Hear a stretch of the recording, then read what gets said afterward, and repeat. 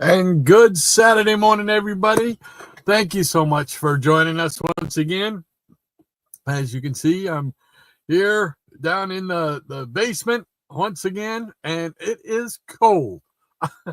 I don't mind telling you. We're in the middle of a cold snap right now where the lows are like down into the single digits at nighttime, and it doesn't get much above, if at all, above freezing right now. So I got my little beanie hat on here representing all the New England major sports. So ready to show some comics. I figured today, because we're on the eve of Pearl Harbor, and in National Pearl Harbor Remembrance Day was just signed and whatnot by the president. What proclamation? That's what they call it. So let's see. So I figured I'd show some war comics. So I got 1, 2, 3 stacks of that. Plus I got some extra stuff in case we run over a little bit. And I got to tell you, I know it doesn't look it on the screen right there, but this past week I made a lot of headway down here as far as getting things organized. I got a whole bunch more floor space with which to move around and get things going. So I'm psyched. I've got I got 17 boxes, I think, 17 short boxes, plus I'm down to one big stack of books that aren't actually in boxes, but those 17 boxes that I mentioned, I still got to go through those. I've been slowly kind of sifting and sorting and putting them in alphabetical order and separating them by Marvel, DC, Independence, and stuff like that. So I'm making a ton of progress. So yay! So anyway, great to have you all with us once again. As you can see, Shannon's not able to be with us this week. But he may sneak in. So I sent him the link like I always do, and who knows, he might pop in. So stick around. We're gonna have some fun. So let's bring in the peanut gallery. So hold on, let me just move these things. I already started off with technical difficulties this morning. Like 3 minutes before I was going to go on, my screen, literally everything froze up on me. So I'm like, okay, so I had to kind of do a hard boot, and when I did that, all the video segments that I load in every week disappeared. So I had to go through and load in. That's why I'm late this morning. So otherwise I would have been on time for you guys. But anyway, let's see. That one is done. So why don't we bring in the peanut gallery? Let's see who's here and hanging out with us today. The peanut gallery's on the run. We got the comics, you bring the fun. Saturday morning, time to cheer. Man, we're glad you're here. North, south, east, and west. Peanut gallery, you're the best. All our friends, both far and near. Man, we're glad you're here.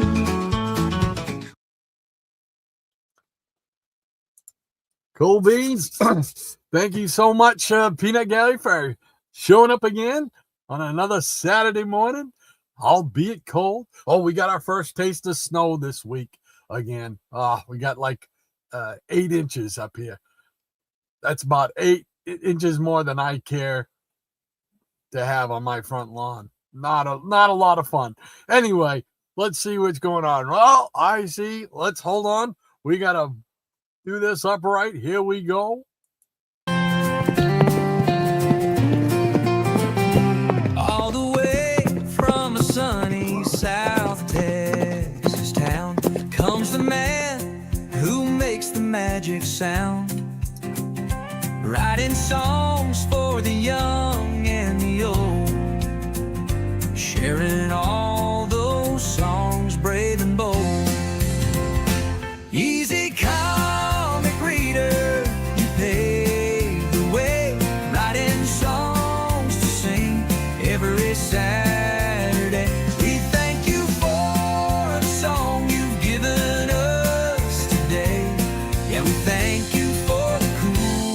comic song of the day.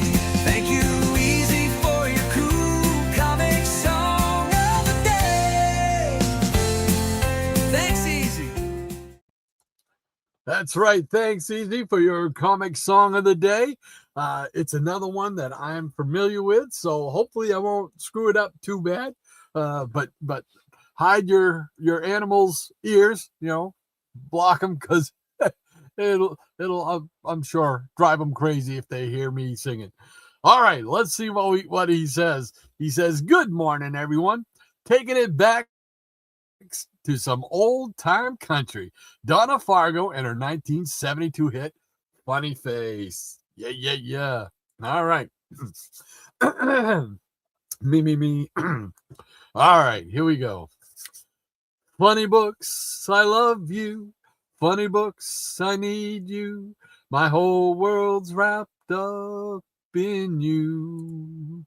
When the road I walk seems all uphill, and the colors in my rainbow turn blue, I sit and turn pages all day, and I smile and say, funny books, I love you. One more time. Funny books, I love you. Funny books, I need you. My whole world's wrapped up in you. There we go. Hopefully I didn't do too bad.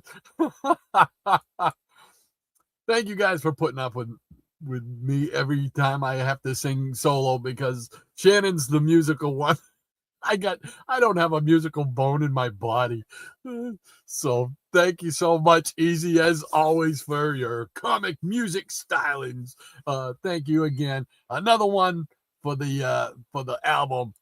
We're on I think album number 37 now. So coming out by No Tell Records. So thank you again, Easy. Cool beans. All right. Next up, he's back. He had a little hiatus, took a week off, but he's back.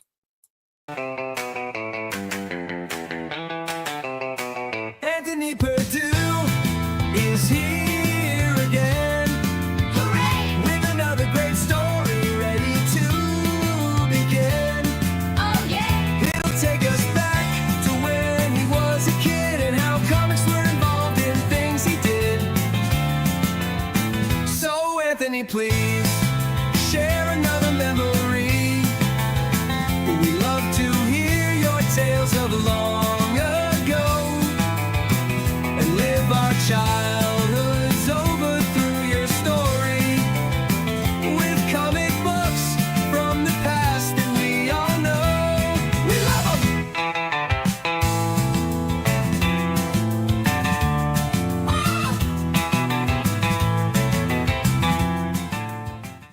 That's right. Welcome back, Anthony. He's back with another childhood comic memory. Let's see what he has to say. He says, "Good morning, Peanut Peers. Teddy and I mourn the loss of our friend Cookie Dough. Condolences to Trusty Sidekick and family Sunday night. Condolences to Trusty Sidekick and family." Thank you very much. I'm sure Trusty and his family really appreciate that. So thank you, Anthony.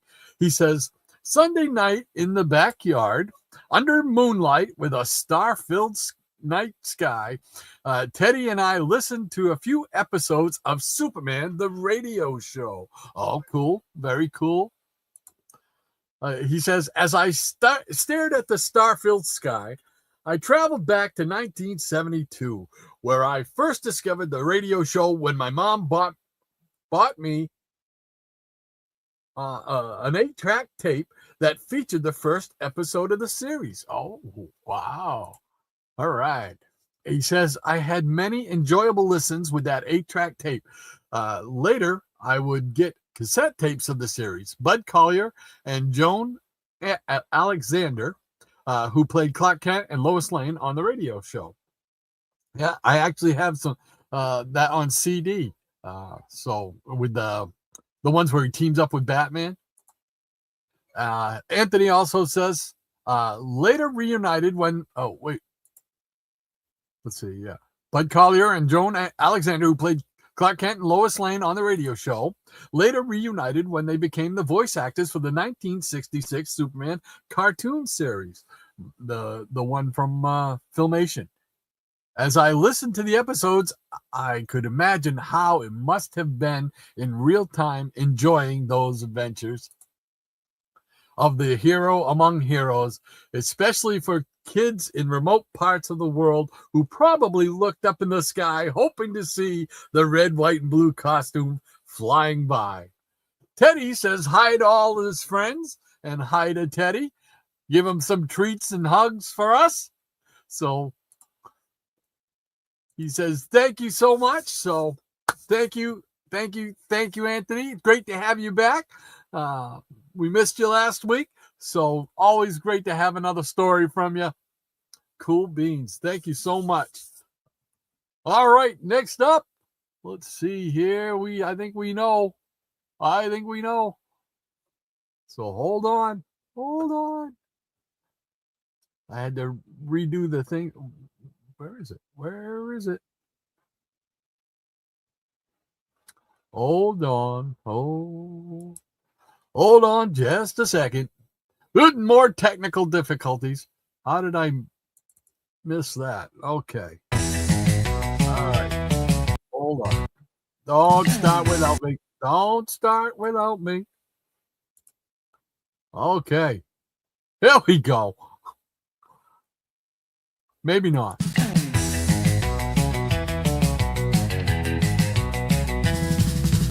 Since the day that she came to CBM, fantastic things keep happening. There really is wisdom in the things she says. And yes, we all appreciate what she brings to the show. She is our Lady Miranya, Baroness of the Blue Ridge, and she's sharing her stories with everyone tuning into the show. Let's go!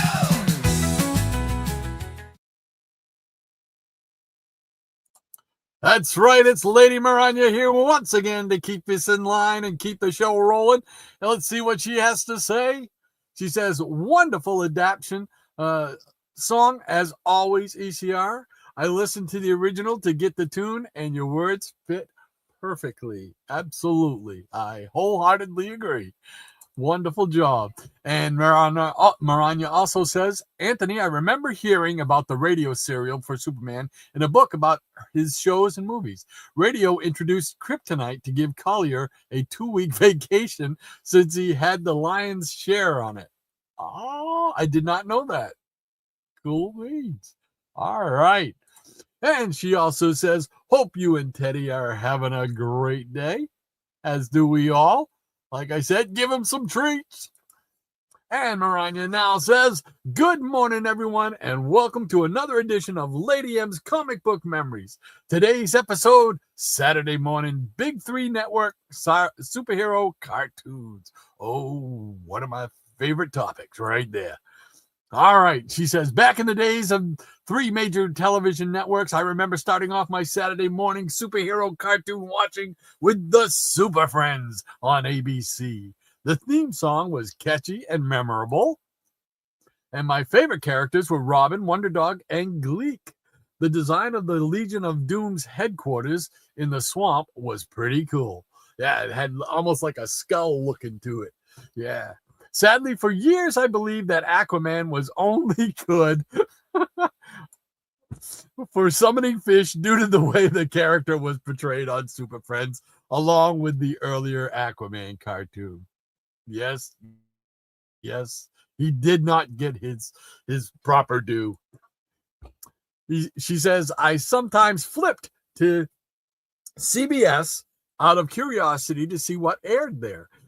Which was usually live action shows of various types with the occasional Josie and the Pussycats and Tarzan and the Lone Ranger cartoons. I remember those. I do. In fact, I think I have some of the Lone Ranger ones on DVD, but I think those are the 60s ones, not the 70s where they did the not the team up, but they kind of put Tarzan and Lone Ranger together type of thing. She also says the next full stop on Saturday superhero cartoon programming for me was NBC, and they had Spider-Man and his amazing friends and Spider-Woman around that time. Spider-Man's cartoon produced Ms. Lion. Oh, yes. Yeah, that was the dog. Yeah, I remember. Eventually becoming a member of the Pet Avengers team in the comic books. I did not know that. I'm sorry. I think my wife was yelling at one of our cats. Oh, be probably getting underfoot again. I don't remember which of the much of the pilot of the Spider-Woman cartoon, but her character design was very striking. The only thing I remember about it, because I used to watch it too, was I remember one episode Spider-Man appeared, and that was a biggie. That was a biggie for me. So later on, I remember watching a few episodes of the Fantastic Four, which had Herbie the Robot. No! Instead of the Human Torch, and the Teen Thing cartoon with Thing Ring, Do Your Thing. I remember that. Yes. I actually have a I can't see it, but I do have the action figure that comes with Herbie the Robot. So Maranya says, fun fact, despite popular theories that Herbie replaced the torch because of concerns that children would be inspired to set themselves on fire, the actual reason was that the animation studio did not have the rights to the torch character according to licensing. And I always wondered, how is that even possible? How is that possible that you have the rights to the Fantastic Four and they don't include the Human Torch? How is that possible? Were they going to make a Torch movie? I'm sorry, but Reb Brown was already destroying Captain America. So what was he going to do? Do the Torch do? I mean, I don't get that. I don't understand that. I remember the urban myth though about kids setting themselves on fire or wanting to set themselves on fire. And that's why they didn't do that, because they were afraid kids were going to do that. So, but how do you not get the torch along with the rights of the Fantastic Four? I don't know. Maranya says, thank you for listening to today's edition of Lady M's Comic Book Memories. Now, back to our regularly scheduled program on WSAN 75, the home of comic book memories already in progress. Thank you so much, Maranya, for your lovely comic book store memories. Appreciate it, as always. And I mean, it was just, I love the cartoons. The cartoons, me and cartoons, man. So that's right up my alley. So thank you so much. And thank you for being here to keep me in line. Let's see what else is going on with the Peanut Gallery. We got the Kiki Puppet Show back once again. And he says, fun fact, RDV will be reading more Donald Duck comics from the Don Rosa Library this afternoon at 4 p.m. There you go. A free plug. There we go. And Geeky Puppet Show says, also, by the time you read this message, he will have fallen asleep. All righty. Well, great to have you with us, Geeky. So if you get a chance, definitely check out the show, man. Like I've told you guys many times, don't be afraid to jump in. They'll let you read. They'll give you parts to read. It's a lot of fun. It really is. So definitely check out the Geeky Puppet Show channel. I don't know all the times anymore. I've lost track of all that. But I think you guys do them just about every day of the week. And then there's some other shows in there. I know Best Comics of the Week or Best New Comics and stuff like that. So cool beans. Eric K, how you doing, Eric? He says, happy Saturday, everyone, and a happy Saturday to you, my friend. Good to have you with us once again. I am one of us. How you doing? He says, good morning, Dr. Silver Age and the Peanut Gallery chat. Good morning to you, sir. Great to see you once again. hanging out with the peanut gallery. We got Jason Nutter. Good morning, Dr. Silver Age, Lady Maranya, and whatever not you identify as today. Cool beans. Great to have you with us, Jason. I'm sure you're loving all the snow and cold weather as much as I am up here. He says, how is everyone doing today? So far, so good. It hasn't snowed anymore today. So, doing good. Those low temperatures, though, they're getting me already. I'm had enough of winter already. I don't want to play no more. I gotta fix this here. Go down a little bit so I'm not always hiding. There we go. All right. And Maranya says, great news, Froggy, about Donald Duck. Happy Saturday, Eric and his four-paw crew. Whoops. I double-clicked on it, and away it went. Maranya also says, good morning to I Am One of Us, and today I identify as a bowl of mixed nuts unshelled. Cool. And Jason says, 'tis the season for a bowl of mixed nuts. There you go. Nothing wrong with that. I think we got our own bowl of mixed nuts right there in the peanut gallery. He also says, in a bowl of mixed nuts, oh, there we go. At peanut gallery description. I did not read that before I said that. You should be very afraid, Jason. If you and I are thinking alike, you should be very afraid, my friend. I Am One of Us says hello and good morning to Maranya. And Maranya says, R.I.P. to Spider-Man actor from Electric Company, Danny Seagren. Yes, I just read that last night before I went to bed because it said something about R.I.P. to Spider-Man, and I'm like, what? And so I clicked on that. Yeah, the guy who played Spider-Man on the Electric Company back in the day, Danny Seagren, he passed away. And it's like, no, they can't be that old that they pass away. They can't be, because that means I'm old. So, and the Jackson Roy Kirk is with us. How you doing, Jackson? He says, oh, snap. Good morning, folks. And good morning to you, sir. Great to have you with us once again in the Peanut Gallery. Jackson has been kind enough to send me a package. And I mean, I call it a package, but it's really, it's like, oh, look at the size of this thing. And it weighs a ton. I think I got a hernia just lifting it.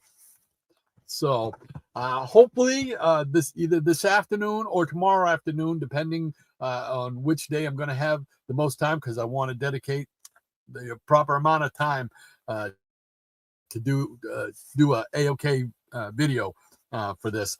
Jackson, thank you so much in advance, and be on the lookout, because either this afternoon or tomorrow afternoon, I will be doing that video, the AOK, and opening this baby up and see what goodies are in it. So thank you very much, Jackson. I greatly appreciate it, my friend. Oh, man. That's it. I got my workout for the day. And Jason Nutter says, go Boston. Yeah. Got to represent. And Maranya says, 58 degrees and cloudy here. 58 would be a heat wave up here. Woo.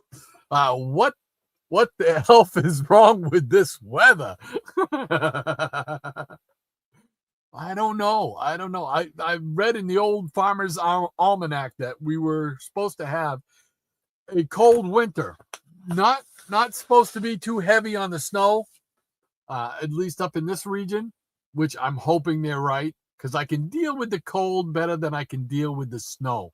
I don't have to shovel cold, So, and Maranya says, good morning to Jackson. Diabetic Superman is with us once again. Hey, DS, how you doing, man? Thank you so much.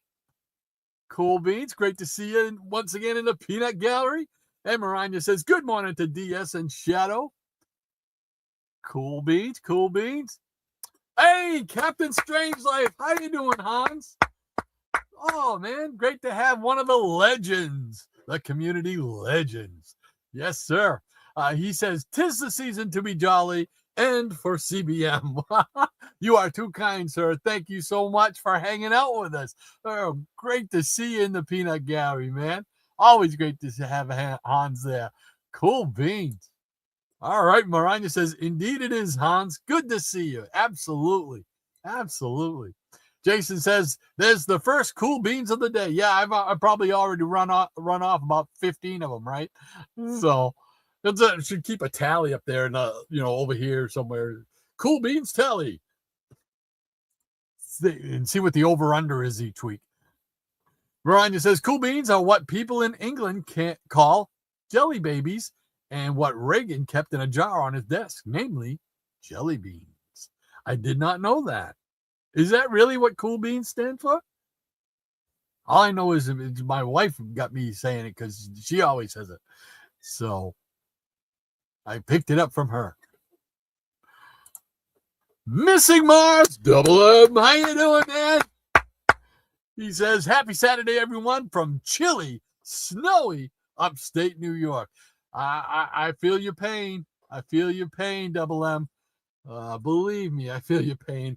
Mostly in my fingers and in my shoulders with the snow shovel. Man, I'm just not ready for it yet. I'm not ready for it. We had somebody come and plow the driveway, right? So our driveway is like that. Literally, it goes like this, and then it levels out at the top. Kind of live on a little bit of a hill, right? So they can't just kind of push the snow up and out the back because that's where my wood piles are for our wood that we burn to keep warm, and so they have to go up and drag it back down. Well, he had a hard time doing that, so I had to go out and shovel a little bit of that. And now I'm telling you, I only did just a little bit. I'm still feeling it. It's like, what, 3 days later? No, it's longer than that. But man, I'm still feeling it. Wow, wow, wow, wow, wow, wow, wow. That's just me whining because I hate winter. Jason says, love jelly beans, Maranya, especially banana ones. I always like the buttered popcorn ones. The ones that taste like buttered popcorn. That's still amazing to me. Jelly beans that taste like buttered popcorn. That is so cool. I love that. I would go to the Jelly Belly store or whatever and just get a bag of those because those are so good. Easy Comic Reader, how you doing? He says, awesome job, Hot Rod. Well, thank you so much. You are so kind. I appreciate that, my friend. As always, a great job on the song. Looking forward to the next one. Cool beans. The Jackson Roykirk says, that is one of Easy's best. I wholeheartedly agree. Absolutely. That's one of those songs you don't hear played on the radio anymore anywhere. I do believe it's in my Spotify list, though.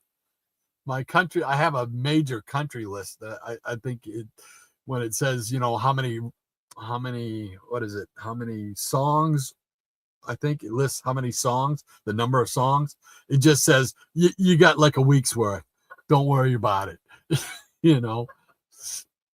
All right. Maranya says, hey there, Double M. You and Ludwig stay warm. Absolutely. QNS, how you doing? 3 chords and the truth from ECR with a fist bump. There you go. Absolutely. Absolutely. Great to have you with us, QNS. Thank you so much for spending your Saturday with us. Maranya says, the only jelly beans I like are the butter. There we go. Yeah, we go. The only jelly beans I like are the buttered popcorn flavored ones and only in very limited quantities. Yeah, I can't eat a whole lot of jelly beans because they are super sweet.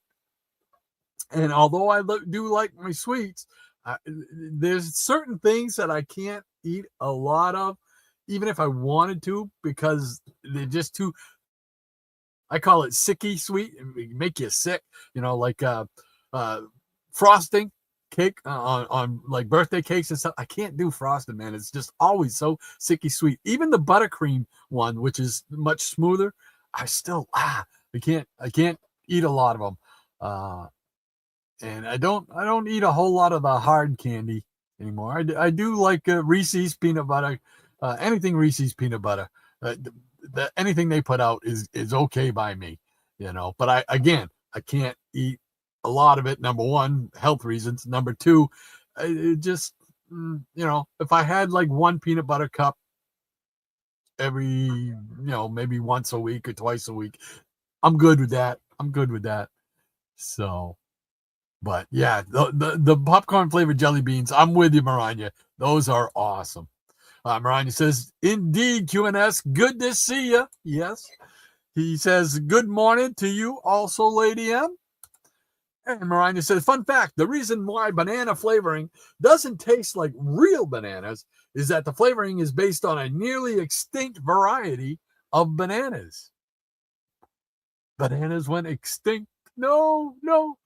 When I think pajamas, I'm thinking bananas and pajamas. My kid used to watch that show back in the 90s. Bananas and pajamas. So when I think of bananas, that's what I hear it in my head, Jason says, Maranya, I'm surprised there aren't people trying to keep that variety of banana from going extinct. Good point. Hey, and the professor, how you doing, Eric? Great to have you with us once again, my friend. He says Coco actually came closer during Rod's singing. He was trying to get up next to you so to block his ears, I'm sure. Said to learn my cat is deaf. Oh, okay. Oh man, poor Coco. Actually, he's probably the best one of the bunch today, right? Being deaf. Don't have to listen to that old fat Noel sing. Yay. Eric, great to have you back with us once again, Professor. And good to see that Coco's doing well and not traumatized by hearing my vocal madness. Miranda says, I believe that some people are trying to revive the variety, Jason. Oh, wow. It's going to make a comeback. That's it. Get the DNA, call Jurassic Park. We're going to make the Jurassic bananas again. Maranya says, oh, hush, Eric. Lady Coco Lumpbottom has great taste in music. And the Jackson Roy Kirk, he's chiming in saying, Coco doesn't know how lucky she is. That dull tone of yours all day would have to be tough. Oh, ouch. Shots fired. Jason says, Aquaman? Is he cool now? I don't know. They tried. And while I don't mind the Jason Momoa Aquaman movies, they're visually very cool and all that stuff with all the special effects and everything.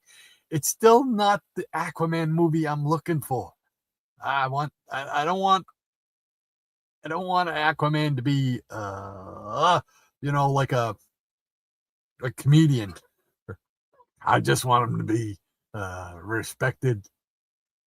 That's all I want. King of the Seven Seas, for crying out loud.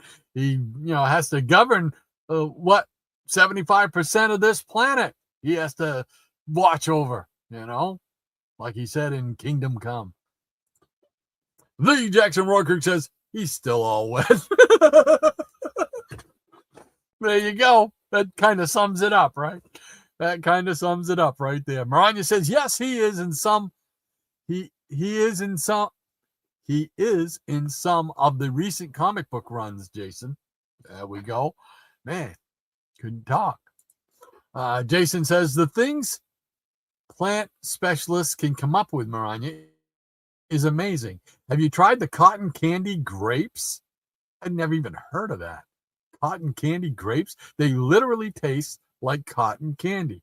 Seriously? They sell those at Demola's? Because I'd be trying that cotton candy grapes. That sounds interesting.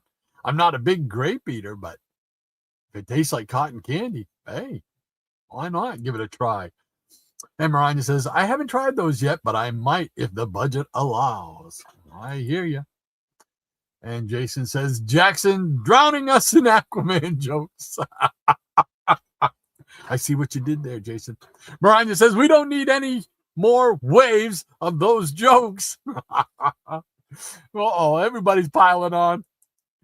And the Jackson Roykirk says, y'all are just fishing for me to tell more. Come on. You know you are. Jason says, yes, yet Maranya, we keep crashing into them instead of surfing through them. Oh, man. We're going to get all watered down jokes. Oh, no. Maranya says, as long as they're up to scale, yes, Jackson, and they have to be very finny. Jason says, Aquaman's favorite snack? Saltwater taffy. Laughing out loud. The Jackson Roykirk says, give me a moment and I'll float another one out there. Jason says, not liking the shoveling, liking the slow business at the store, though. There you go. Give you guys a break over there, right? And Maranya says, as long as you don't rock the boat, I'm good, Jackson. Higgy Pop! Hey, how you doing, Higgy? Great to have you with us, man. He says, hey, Hot Rod, good morning to you. Thank you so much for hanging out with us once again.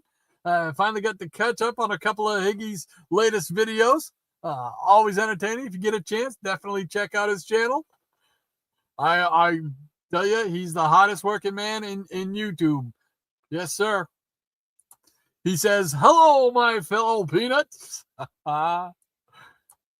And Jason says, me and Dr. Silver Age on the same thought process. Wally West is the best Flash. Danny Ketch is the best Ghost Rider. Kyle Rayner is the best Green Lantern. Still same page? I think we need an intervention for you.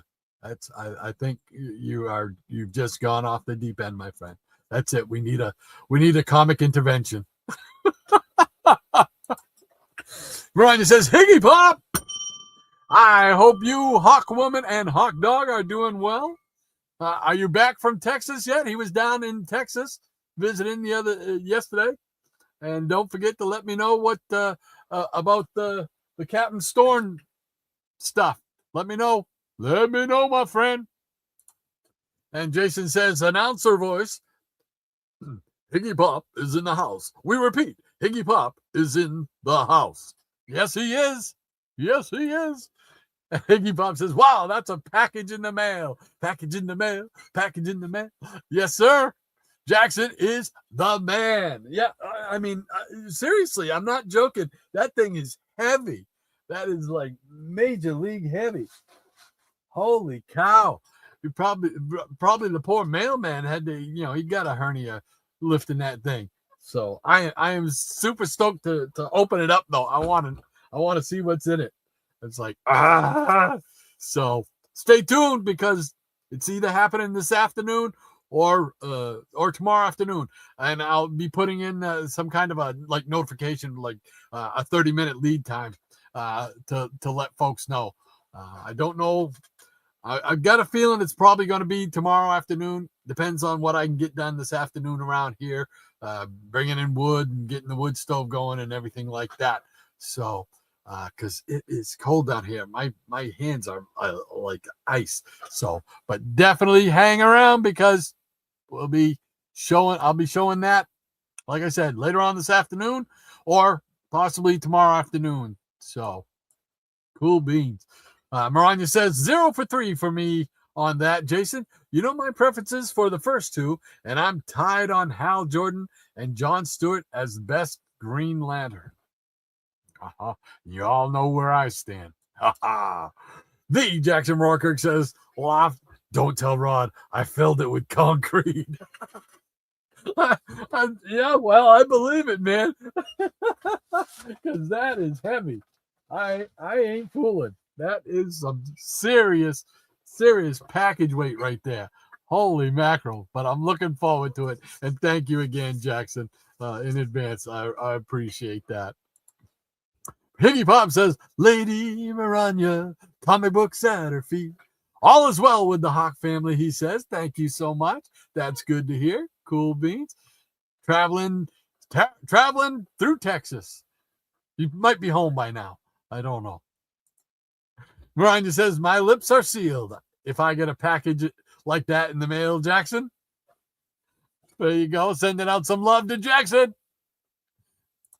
And she's laying down the pause line. That means it's time to show some comics. And like I said, in remembrance of Pearl Harbor tomorrow, I figured I'd show some more comics.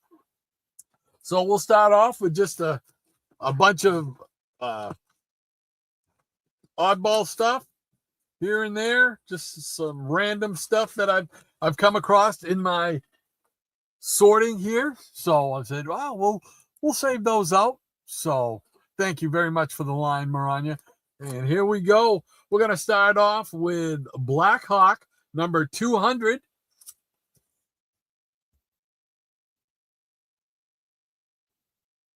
With Queen Killer Shark. Dun, dun, dun. And then we got Our Fighting Forces with Gunner and Sarge. Number 70. Let me just kind of tone down that light. It's giving me a lot of glare. There we go. That looks a little better. You got to be able to see these cool covers. Staying with Our Fighting Forces, this is a little bit later in the run. This is issue number 110 with Lieutenant Hunter's Hellcats.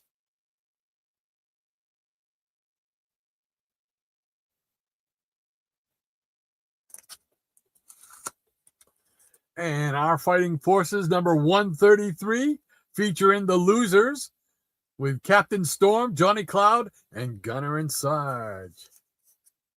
I love the Losers and the covers that they had. Some of them covers are awesome, man. And I always love it when artists do things with the like the logos and stuff like that and incorporate them somehow in the picture. So this is Mr. Kubert, Joe Kubert, yes sir.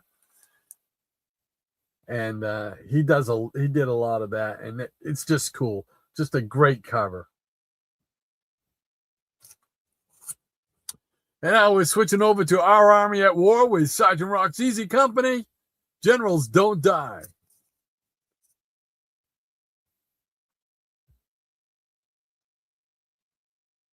It's cool because it's a comic book that looks like a book.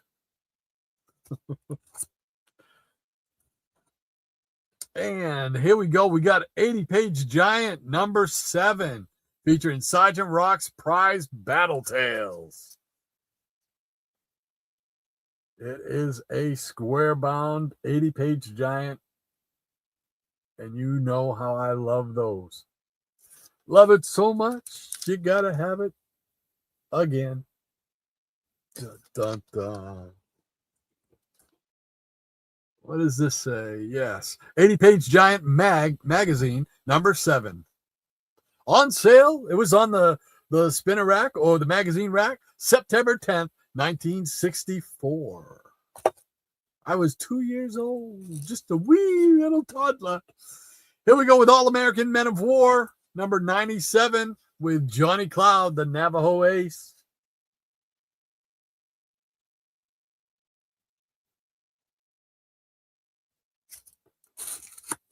Number 103.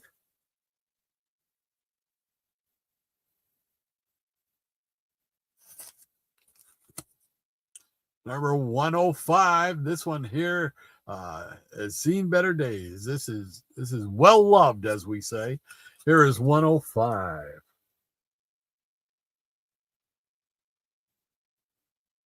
Hanging on for dear life. And number 106, more Johnny Cloud.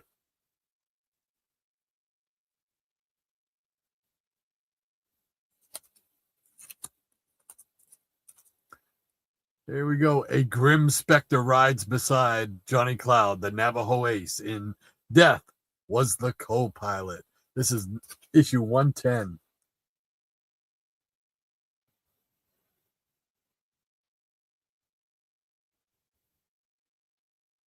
Pretty cool cover right there. And we got a triptych cover here for number 111, featuring Johnny Cloud once again. I like that yellow and red, man. It just stands right out. Great cover. And then we got 112, and that's introducing the World War I ace who broke all the rules, Lieutenant Steve Savage, the Balloon Buster. Kind of looks a little here like Enemy Ace, a little bit.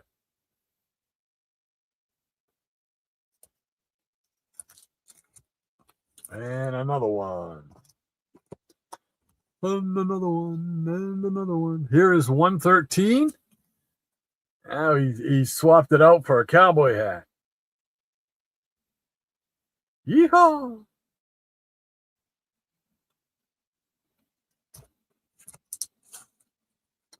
And here is 114, introducing the Go-Go Checks era to All-American Men of War. Look at them Go-Go Checks, baby.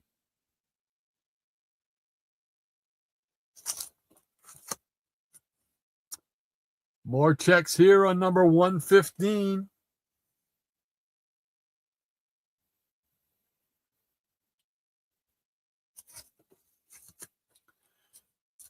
And 116, a brilliant red cover. Man, oh man.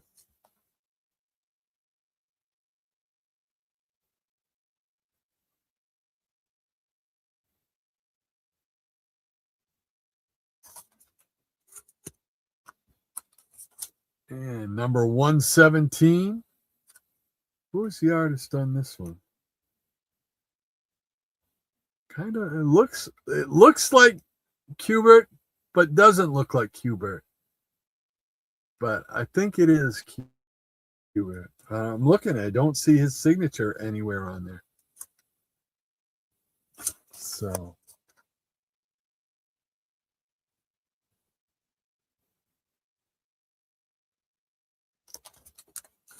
And then we jump into the Bronze Age. We got Men of War, number 9. Number 9. We got Enemy Ace story in here, along with Gravedigger. And Dateline, Frontline is back.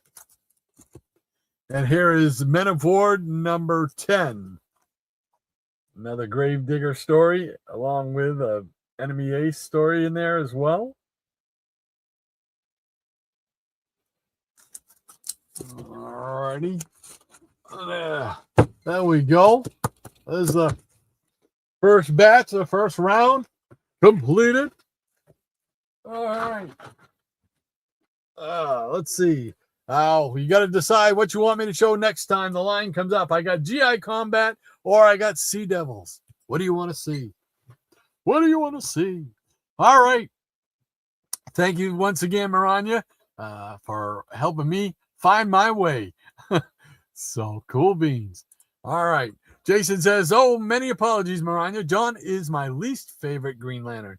Kyle, Guy, Kilowog, Hal, and I don't know, you say it Gnort or Nort? I don't know. Then maybe John. Uh-oh, wow, he put John way at the end. Holy cow.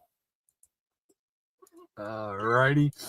Maranya says, I have gotten fond of John from Justice League Unlimited and other comic book readings with the character, Jason. There you go. I like John Stewart. He probably would be my second choice for Green Lantern, or my second favorite Green Lantern. And then Tomare. I got to have Tomare in there. I just always loved that character.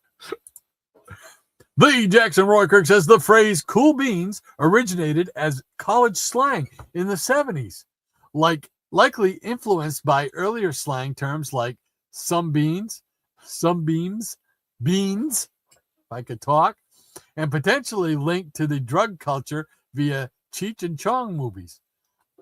Is that for real, Jackson? I never heard it. I never knew that. I love learning. That is cool. In the 70s with the drug culture. Cheech and Chong, man. Whatever happened to Cheech and Chong? You know? They were big for a while, weren't they? Cheech and Chong, man. I know they're still around because I think I saw, was there somebody, one of them did a commercial, I think, or something that I remember seeing. I'm like, holy cow, he's still around. So Jackson also says its meaning of excellent or great was popularized in the 1980s and 90s by the TV show Full House, which gave it a wholesome and mainstream image. I did not know that. Now I've seen, when I was never, Full House was never appointment television for me, but my wife does watch it now and again. In fact, we were just watching it the other day. They did a Christmas episode, so we were watching it. But I didn't pay attention to see if I heard Cool Beans mentioned in there or not. So now you got me wanting to watch Full House. Cool. Thank you so much for that, Jackson, because I did not know that. And I'm always fascinated by stuff like that. Awesome. Diabetic Superman, he says, I'll take 58 degrees about now, Maranya. It's only 20 here. Yeah. Let's see what it is right now here. Let's see. 23 degrees here. So we're just slightly warmer than you are, DS, but it doesn't feel it. I'll tell you that much, because it feels like 20 below down here. So stay warm, my friend. Brian says Eric Breen's characterization is very memorable for Stewart. Cool. Yeah, you gotta check out the Geeky Puppet Show when they do their readings, man. It's a lot of fun. I mean, they have a lot of fun. Absolutely. And Jason says, when I started reading, John was barely a Green Lantern. He bounced from Dark Star to a Guardian at one point. Yeah, see, now in the frame of reference, this is because I'm old. In the frame of reference for me, that stuff, like being a Dark Star, the stuff that to me is like so happened like just yesterday. You know what I mean? I remembered when they introduced him in the series during the Neil Adams era of Green Lantern, Green Arrow. So to me, it seems so new that when he was the Dark Star and Guardian and all that stuff. All that stuff seems so new, even though that probably happened when in the 80s. To me, the stuff in the 80s is like new stuff. You know, it's bizarre. I'm sure I'm probably got some kind of mental deficiency going on because of this. but yeah, it's weird because when I hear people reference stuff from like the 80s and the 90s, and to me it's like, oh, that's kind of the new end of things. You know what I mean? So just oddball. It's just weird. That's me. Hey, Gratu, how you doing? Gratu says, hello. Have you completed the surgery? Yes, I did. I completed the surgery a week ago Monday. So both my eyes are done. And I got to tell you, best thing I ever did, Gratu. Seriously. I know your surgery is coming up, and I know you, one of your videos is there, you were a little nervous and everything. No, man, don't be nervous. It's going to work out great. My doctor went, because I went in the same way, very nervous about it. And they basically told me, look, this is like something we do every day. It's like an operation. It's such a common operation now. They've got it down to a science. Now, if you remember when they first did my first eye, I got a little scared because it kind of got cloudy, and I'm like, oh, don't tell me it didn't work. But that was just part of the normal healing procedure. And like 3 days, by 3 days later, after taking the prednisone, which is a steroid, and taking the other eye drops, which is an antibiotic, the third day, it was like somebody flipped the switch, Gratu. I went to sleep. I couldn't see out of this eye. I woke up the next day. I could read the TV grid, the TV guide grid on the TV, and I hadn't been able to read that in probably 2 to 3 years. So both of my eyes, great. Now, I still got some issues because of my diabetes with my eyes, and I still have an astigmatism in my right eye. So once I'm done with the 6-week antibiotics, then they'll test my eyes, and then I'll be able to get a pair of glasses to be able to read up close. Like I can read the chat now. I couldn't do that, very good before. I had to have the glasses and be up here like this, So, but yeah, so definitely, it's definitely worth it. I'm sure you're going to have the same success that I had. So we send prayers and well wishes your way for a successful surgery. So yeah, definitely.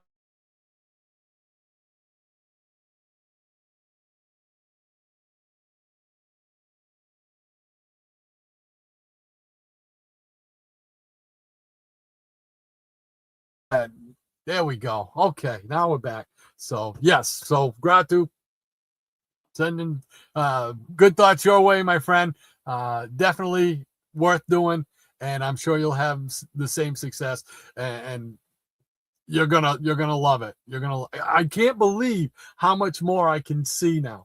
So, all right, I'm sorry, I'll ramble on, but I saw Gratu on there, and I know he's getting ready to do his surgery. So, good luck, best of luck, and I have no worries for you. I know you're gonna do well.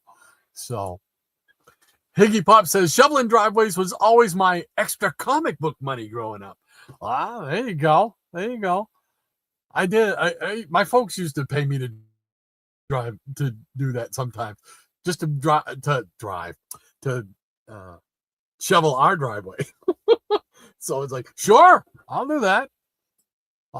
Yeah. And get the chance to get some comic book money, go down to the old stop and go convenience store, hit the spinner rack. So Jason says, do we count when we say cool beans to Rod's total for the day? No, that's just the over under for me. If you add them to me, then it probably still won't be that many, right? Because I'll still be doing the majority of them. Maranya says, excuse me. No, she doesn't say excuse me. I say excuse me. Maranya says, I was making a joke about cool beans, Rod. Oh, no. Yikes. DS, I moved away from that kind of crazy low temperatures. Definitely stay warm with shadow. Yes. Yeah, it's... yeah, if you're in Florida, and it's only 58 degrees, that's cold for Florida. That is seriously cold. And Jason says, the soda jelly beans are great too. There's a root beer and a cream soda one. Yum.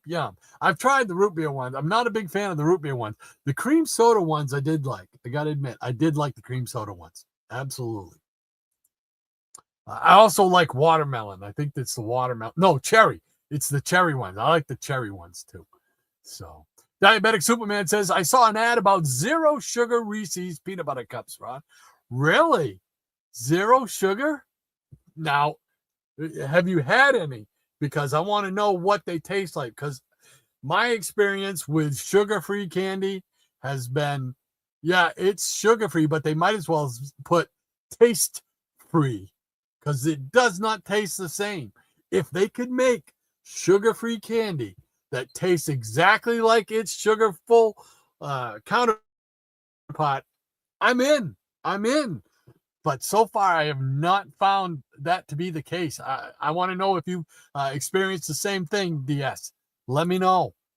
Jason says the Aquaman movie was too fishy, Rod?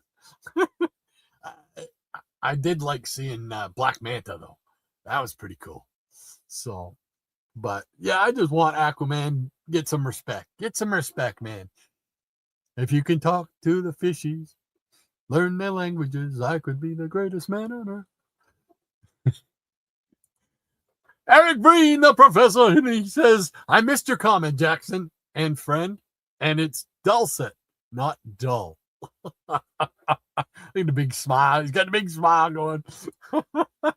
Jason says, yes, we sell cotton candy grapes at Market Basket, Rod, but I'm not sure if they're in season. Oh, this is the first I've ever heard of cotton candy grapes, and we shop at the Market Basket in Somersworth, so we go there all the time. And my wife did get.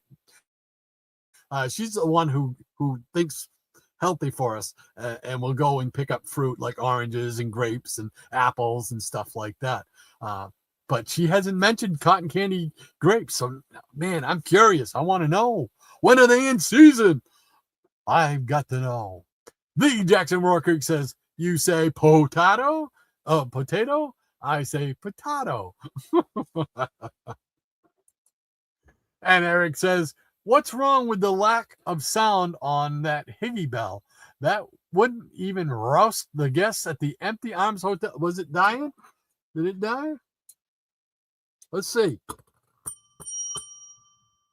Does that sound better? Because it was kind of off to the side of the microphone. So maybe that was it. I didn't do it justice. So we'll give 3 bells for Higgy. And then 1 for Maranya when she mentioned it. There we go. Let me know if that sounds better. If not, we gotta get new props here. Simply that. We gotta have a bell for Higgy Pop. So the Jackson Roarkirk says, we're already rousted. Absolutely.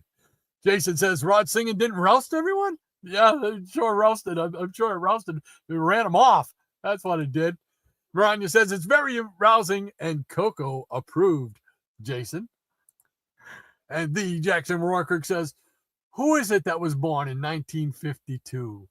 I think you might be referring to the one, the only legend, Captain Strangelife, the man who will not admit to it, but he is responsible for yours truly being here today on this live stream.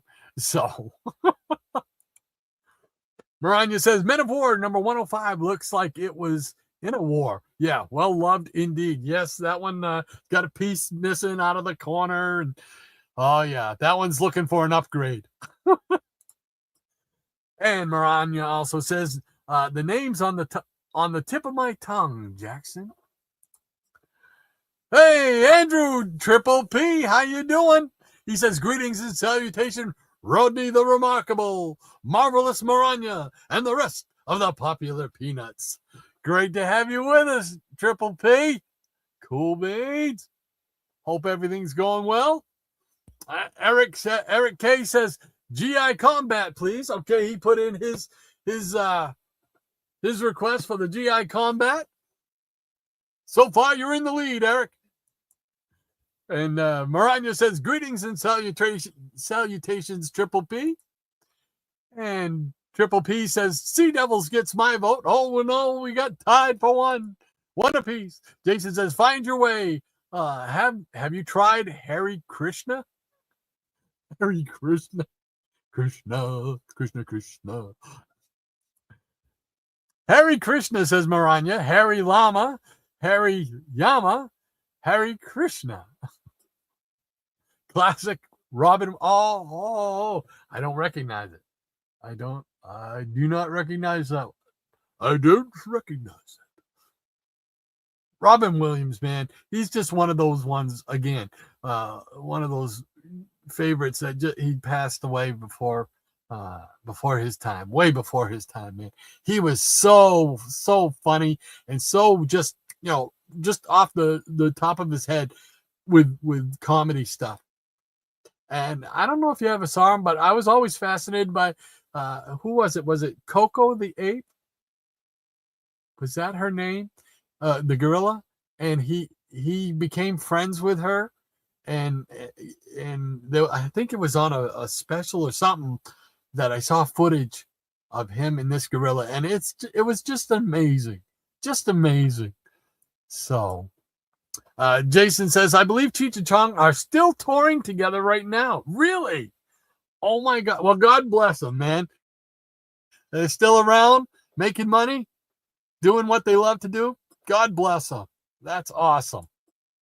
Jason says, Maranya, I was actually thinking of the Muppet movie when they constantly make that joke whenever somebody's asking directions or their way, on their way or their way. Ask their directions on their way. So cool. And been watching, just watched Emmett Otter's Jug Band Christmas. Me and the missus just watched that the other day. So Maranya says, I don't recall that reference, Jason, but then again, I've only seen the first Muppet movie and their rendition of A Christmas Carol. Yeah, the Muppet Christmas Carol, still my favorite, man. Light the lamp, not the rat. Light the lamp, not the rat. Great stuff. Jason says, it's all over the original Muppet movie 3 times. I think, Maranya, it's all over the original Muppet movie 3 times, I think. Right. Okay, what he's referring to. Okay, gotcha. Triple P, he says, I saw Cheech and Chong on tour just before COVID at Mohegan Sun Casino. I won tickets from the radio. Oh, awesome, man. Awesome. What now? Were they the Cheech and Chong of old? I want to know. They used to be funny, man. They were big. They were big. Like I was in I don't know, probably 6th, 7th, 8th grade. They were huge. Jason says mid-90s, I believe, Rod, for Jon Stewart being a Dark Star and Guardian. Yeah, so it just seems so new, like a year ago new to me. You know, it's weird stuff like that, and it strikes me when I'll hear something like that. It's just like, wait, man, that's not, that's new. That's not from the old days. Oh, I don't know, man. Maranya says, gotcha. I need to watch it again somehow, Jason. And Jason says, love the original Muppet movie, Maranya. Definitely worth the rewatch. Come on. All the Muppet movies are worth watching. They are. They're the Muppets. Who doesn't love the Muppets? The Muppets are awesome. I used to love the Muppet Show, the weekly show that they do. Man, I was there every night to watch that. In fact, I probably recorded. I might have some of them recorded. I can't remember. Oh, I think I'm thinking of we actually have them on CD, on DVD. Yes. That's what. So, Maranya says, Kermit and Animal are my favorite characters in it. There you go. Animal! Drums! Play drums! Triple P says, the Great Muppet Caper is a gem. Another good one. Absolutely. Jason says, and it's the time of year to watch Muppet Family Christmas. There you go. Yeah, and I just watched that one not too long ago, and I hadn't seen that one. I didn't remember seeing it. I might have seen it way back in the day, but I did not remember seeing it, and I did watch it. Another one I just watched that I remember seeing, and it was on, I want to say it was on like Tubi or Free TV or something like that, was Mr. Magoo's A Christmas Carol. And it was back when Mr. Magoo was relevant enough to have his own holiday special, So I saw that and I'm like, oh man, I remember that. I gotta watch that. So I did. I watched it. I love the story of A Christmas Carol, and I will pretty much watch any kind of, whether it's the Muppets or the original movies or cartoons, anything to do with the Christmas Carol, I will watch it, because I was always enamored with that story. I never read the book. I've never read the book. I should read the book, but Triple P says Muppet Christmas Carol is very good as well. I love the Muppet Christmas Carol. I can't say enough good things about it, man, because it just makes me laugh. And I love the music in it. I wish I could get the soundtrack to that show, because the music in it is just awesome. They're just a bunch of toe tappers, and I just find myself singing, and then my wife will give me the elbow saying, "Hey, ixnay on the ingensay," Maranya says, I've been watching Miracle on 34th Street, the original, and Stalag 17 as part of my Christmas movie rotation. Cool beans. Yeah, we always hit the Miracle on 34th Street. We watch both the original and the remake that they did. So absolutely, that is on the Christmas rotation. Triple P, he says, I've never seen Stalag 17. And she just so happens to have the link right there for you. How's that for service? Good job. Awesome, Maranya. And Maranya says, Aquaman is the Rodney Dangerfield of DC heroes. Well put. Well put. Need we say more? No, we don't. Enough said. I'll tell you. And Triple P says, thank you. Thank you, he says. And Jason says, well, I can't prove it. I imagine cotton candy grapes with some college botanist thesis, and it paid him off. Yeah, he invented it. And somehow, if it tastes like cotton candy, I'm curious, man. I want to know. That would be wild. Jason says, Maranya, Aquaman wears an undone tie. Undone tie. Maranya says, exactly. And Planners Printed Periodical says, the only Aquaman I've ever read was when Peter David, R.I.P., wrote it. He made him exciting and dangerous with his harpoon hand.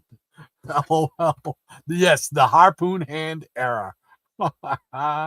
And then it went from being a harpoon hand to like some kind of magical water hand or something, and now he's got both his hands back, right? Now he's back to normal. I can't follow the continuity.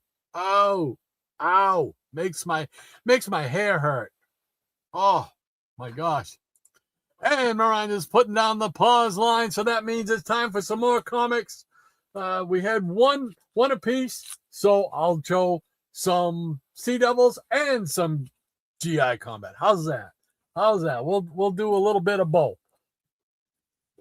All right, we'll start off with the Sea Devils. Here we go. Sea Devils. I do not have Sea Devils #1. Maybe someday. I'm thinking someday. But we do have #2 with a bottle full of Sea Devils. Look at them eyes on that guy. Whoa. They're just hypnotic. All right. And here we go. And we jump over #3 and #4 to #5. Dun, dun, dun, dun, dun, dun, dun, dun. And then we jump over. Well, what did I do with my glasses? Because I need them to see up close still, especially for my right eye. So we jump over 6 and 7 to #8.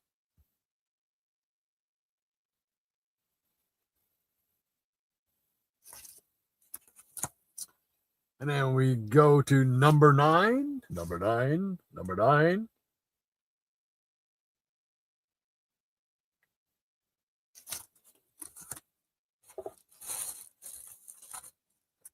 And then we got, thought I had number 10, but evidently I do not. But that's okay because I have number 11 twice.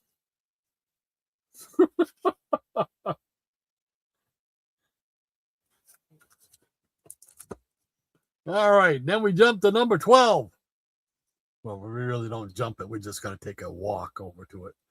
So here we go with number 12. This looks like it's like a, what do they call that? Like a gray tone type looking cover. Done with gray tone. Which I never really understood what exactly gray tone was. I know it's a form of like a inking or painting type of combination, like maybe like a watercolor. I don't know, but I remember hearing it and seeing it in the descriptions. You know, gray tone cover, gray tone cover.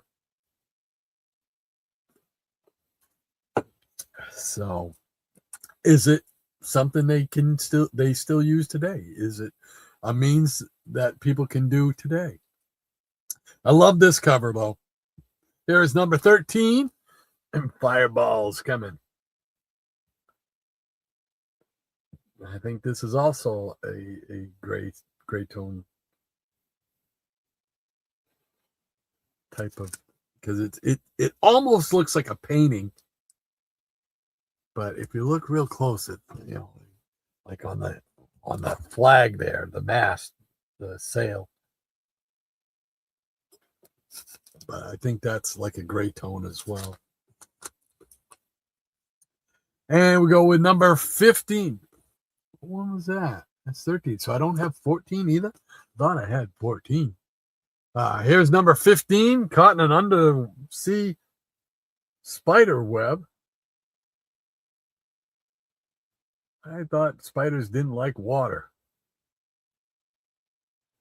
Although there used to be some, I remember when we used to go camping, we'd go swimming in the like it was like a little beach area. And there used to be these spiders that would go, we called them water walkers. And they would be on top of the water. And it was just fascinating to watch them because they'd be sliding along the water. I don't know. Yeah, I'm sure you guys turned in for entomology here at CBM. Here we go with number 16 of the Sea Devils.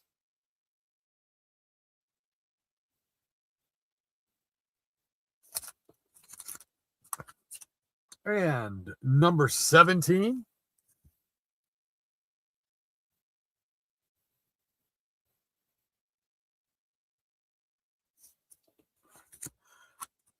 I don't know. Are the Sea Devils in any prominent storylines in the current DC?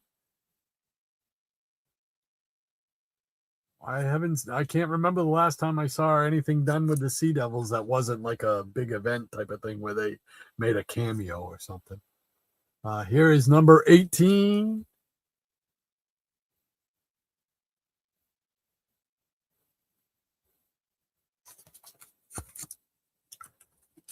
And number 19.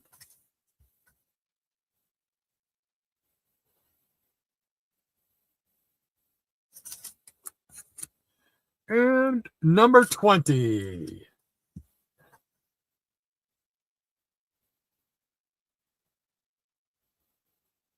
All righty, so that'll do it for the Devils portion of the program for this segment. But now we'll pull up some GI Combat featuring the Haunted Tank. Here is issue 107. GI Combat is one of those war series that I do not have a lot of. And I enjoy the Haunted Tank series. But for some reason, it's just one of those ones that I never amassed any great collection of GI Combat. Here is a special issue, number 140, The Last Tank, Death of the Juggernaut, Face of the Enemy, Battle Tale Blockbuster. This is a Joe Kubert cover. Love it.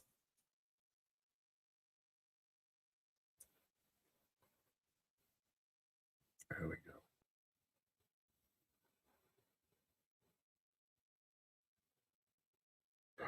Joe Kubert was the master of the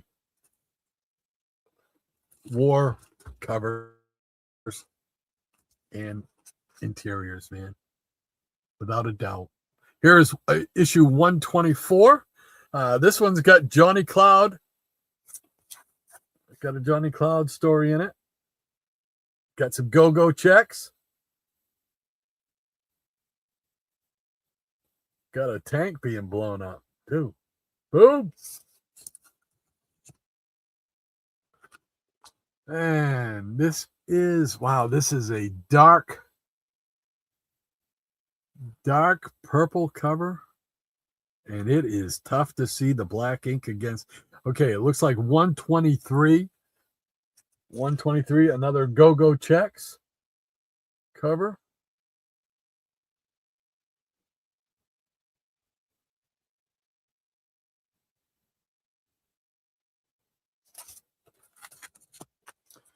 And we got GI Combat number, I don't know.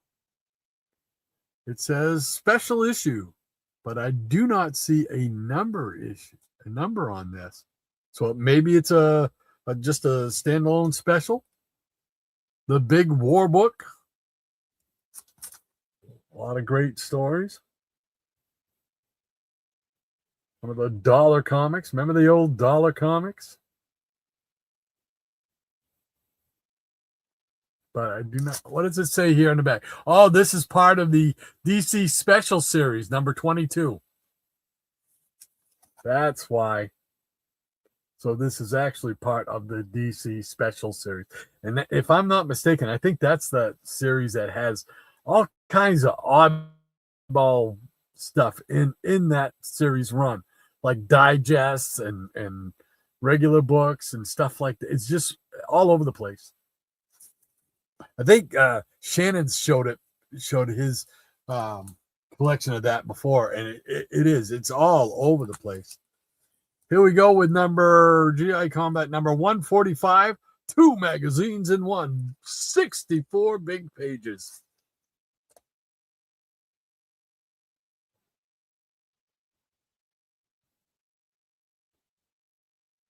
Kubert cover.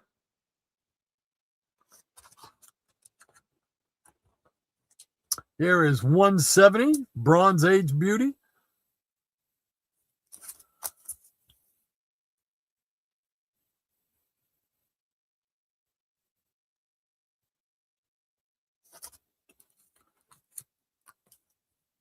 Here is 138 with The Losers. Here's the haunted tank story you asked for, featuring the Born Losers. Captain Storm, Gunner and Sarge, and Johnny Cloud.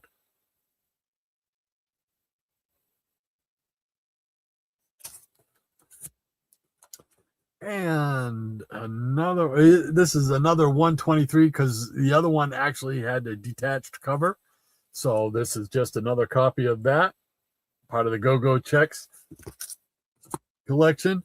And here is number 122 with the Go-Go Checks. The crew of the haunted tank face the question every soldier has to face. Who dies next?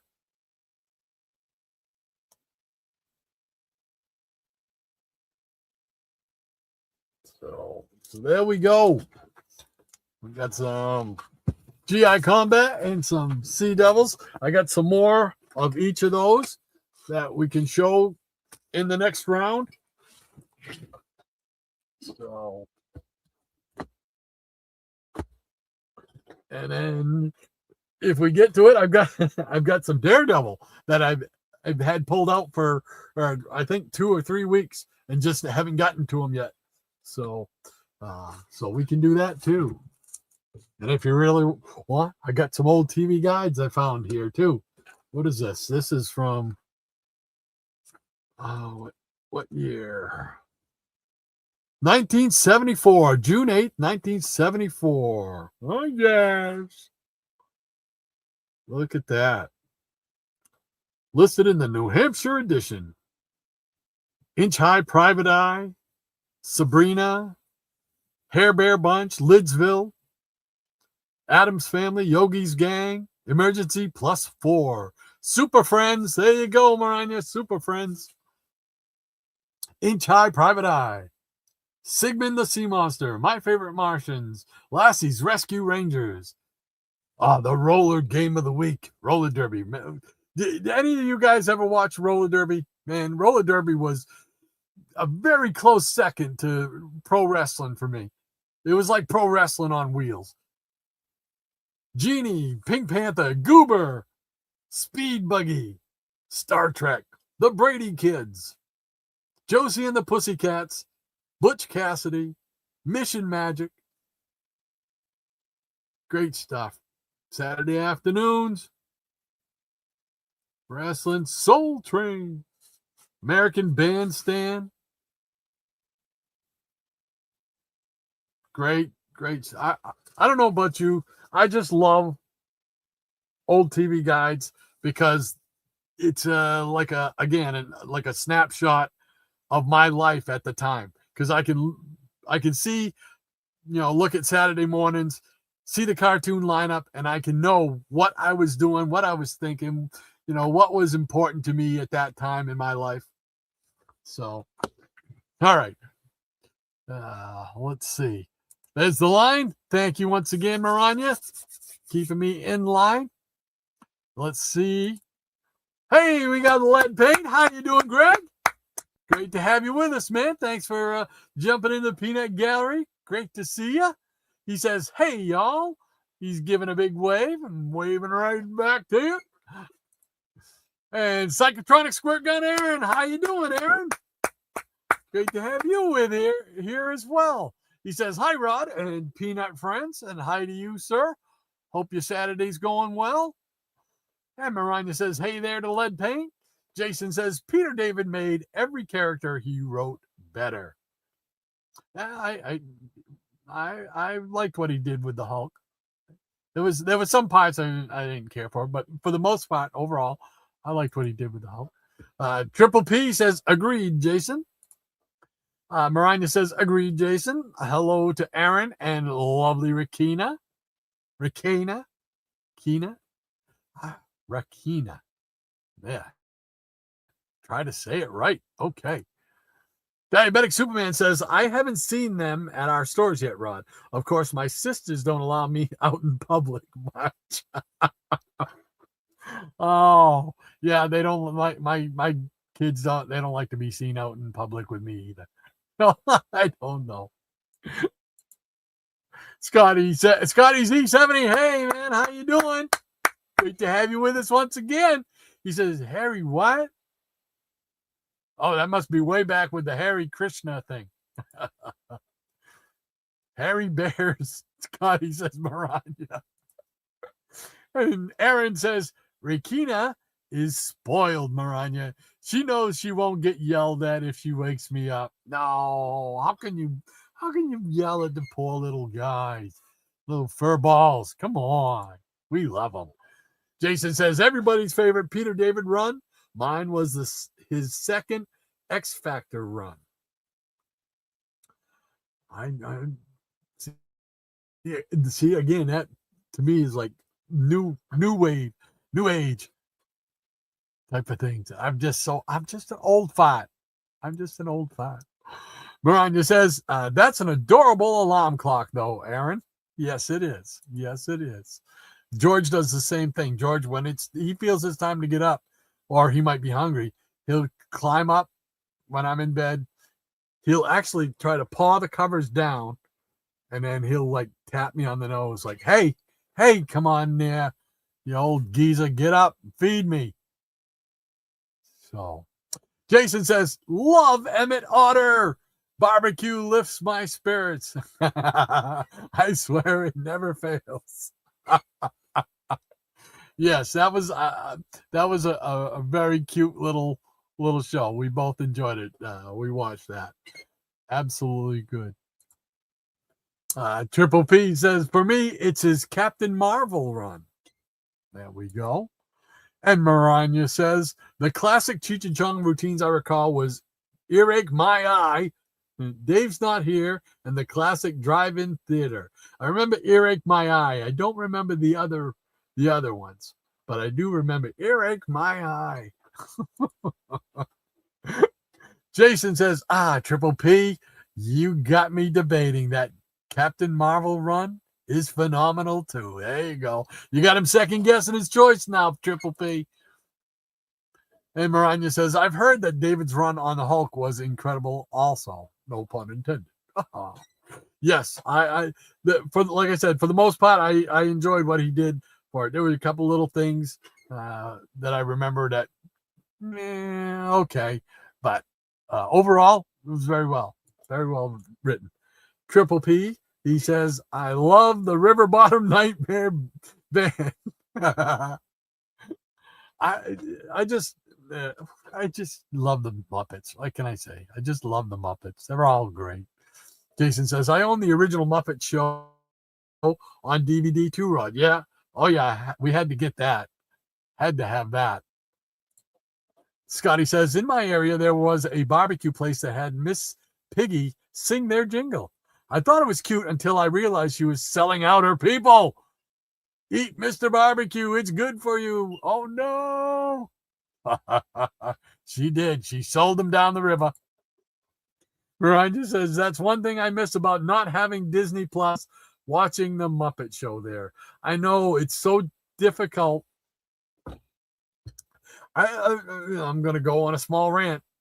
It's so difficult now. It gets to be this time of year. I want to see all the Christmas shows that I grew up on, all the Rankin and Bass shows and all the animated ones and the Muppet movies and shows and stuff like. And it seems like they all belong to different streaming services, so you got to pay for them now, and it's just it's like, come on, man. You have to charge people to let them watch things that make you feel good this time of year. I think we need more of that for free than paying for it. It just drives me crazy because I want to see the Peanuts, right? So I tried to look up the Peanuts one, the Thanksgiving show and the Christmas one, and no, can't watch it because they want Apple. I think it's Apple TV. They must own the rights to them this year, so they want you to pay to watch. Like, come on, man, you're killing me with that. They used to be on free TV, and you can still catch some of them on free TV. And when I do, I record them. I also try to buy them on DVD if I can find them. And we just bought the Charlie Brown ones because I was so flipping mad when what, you're gonna charge me to watch Charlie Brown? Get out of here. That should be, those holiday shows should be free to charge for everybody to be able to enjoy. Kids can't watch them because the kids can't buy those shows. It used to be a big deal. The Christmas season. Oh, Rudolph's going to be on, or the year without a Santa Claus, and stuff like that. And man, it was appointment TV because if you missed it, you had to wait a year. So it was an important night to be home to make sure we were there to watch those shows. And now kids can't watch them because Disney has them and all kinds of everybody. Apple has them and other streaming services and it's just like, man, that stuff the Christmas stuff ought to be free. Ought to be free to everybody. All right, stepping down off my soapbox now. Moving on. And Jason says, I know you don't get much from but the Rochester Opera House has a great musical adaptation of A Christmas Carol they do every year. Oh, man. Oh, that would be cool. Yeah, that would be cool. Oh, see, that's one of those things I never think of because I never go out to see plays or movies anymore. We did when we were younger because there's a couple of, like Hackmatack Playhouse there up in Berwick. They put on stuff. We used to go down to Hampton, the Hampton Playhouse, and see shows down there when we were younger. It just seemed like it was just easier when you're younger. When you're older, now it just seems like, oh, I got to drive. What? All the way down to Hampton? Oh, man. But I would, if I could snap my fingers and be there to these places, I would do it in a heartbeat. That's one to keep in mind, though, because that's not too far. That's 20 minutes away, and I'm sure Tam would love to do it too. So how long does that run? Do you happen to know? I can look it up if you don't have it right at your fingertip, but I'd be curious to know because that would be cool. I would definitely like to see that. Thank you for that information too, Jason. Maranya says, Mr. Magoo was the spokesperson for GE light bulbs back in the day. Oh, yeah. Oh, Magoo, you've done it again. I mean, there used to be a kids show in the afternoon called Uncle Gus. It was filmed out of Manchester, New Hampshire. It was about an hour away from us. And they used to show cartoons, and they'd show the old Dick Tracy cartoons. They'd show the old Popeye cartoons, the original Popeye cartoons, and then they used to show Mr. Magoo. And I used to love the Mr. Magoo ones because just the stuff that he would screw up because he couldn't see properly, or he'd read something wrong, something like that. I always liked Mr. Magoo. Mr. Magoo. Roadhog. Scotty says Aquaman wears a rip tie. There you go. But good night, folks. Thanks for coming. I'm here all week. Jason says, where can I find the Mr. Magoo Christmas special? It was, if you just go on, well, I don't know if you have Comcast. If you have Comcast and you just talk into the thing and say Mr. Magoo Christmas, you should be able to find it. And that one was free. I think I found it underneath. If I went to like on-demand TV shows and then holiday specials, that's where I found it because there was a bunch of specials there that I could watch for free. So, but that's how I found it. I think it's like on demand. It's like an on-demand thing. So, and you don't have to pay for it. It's not like a pay-per-view or something. There were 5 remakes of Miracle on 34th Street, 2 TV movies, the 1994 movie, a Broadway musical, Here's Love, and the radio program with Maureen O'Hara and John Payne and Edmund Gwynn reprising. Oh, cool. I did not know that. Wow.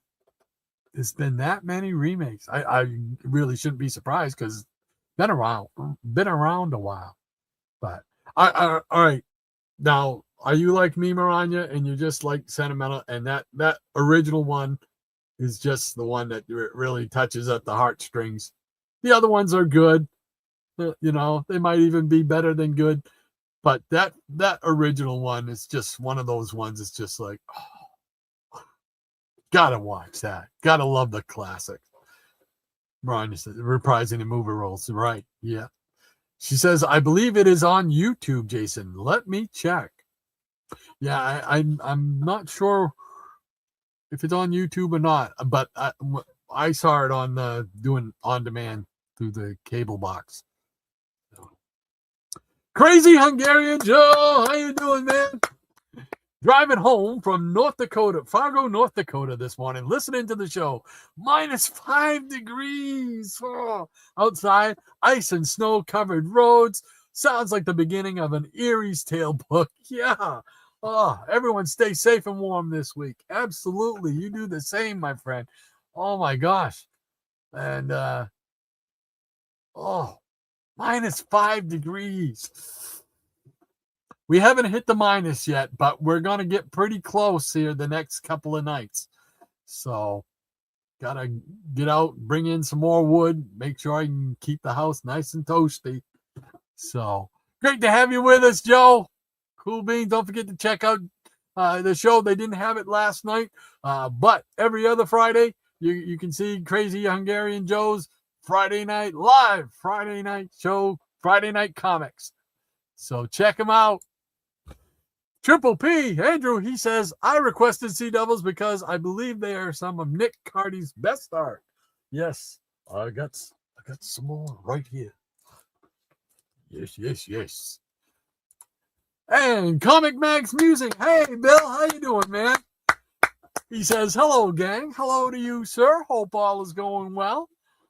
Always great to see you in the Peanut Gallery. Thank you so much for jumping in here on a Saturday morning, man. Cool beans. Brian says, yikes, Hungarian, you stay safe and warm. Hello to CMM. There we go. And Graphic Man, how you doing, Micah? He says, Sea Devils are looking good. There you go. Nothing wrong with some Sea Devils either. Scotty says, I see he's drinking Canada Dry. In Canada, is the drink called America Dry? Yeah, well, could be, right? Maybe. I don't know, but you are correct. It is Canada Dry. Yeah, the stomach was a little upset this morning, so ginger ale always seems to help settle the stomach. So I brought a little can down here with me, keep me on an even keel. There we go. Emerald says, yes, they are, Micah. Good to see you too, she says. Absolutely. Love the new show, by the way, Micah. Micah and Graphic Man and the Ghost Rider, the original Ghost Rider. Brought him back from the mine where he was put in suspended animation.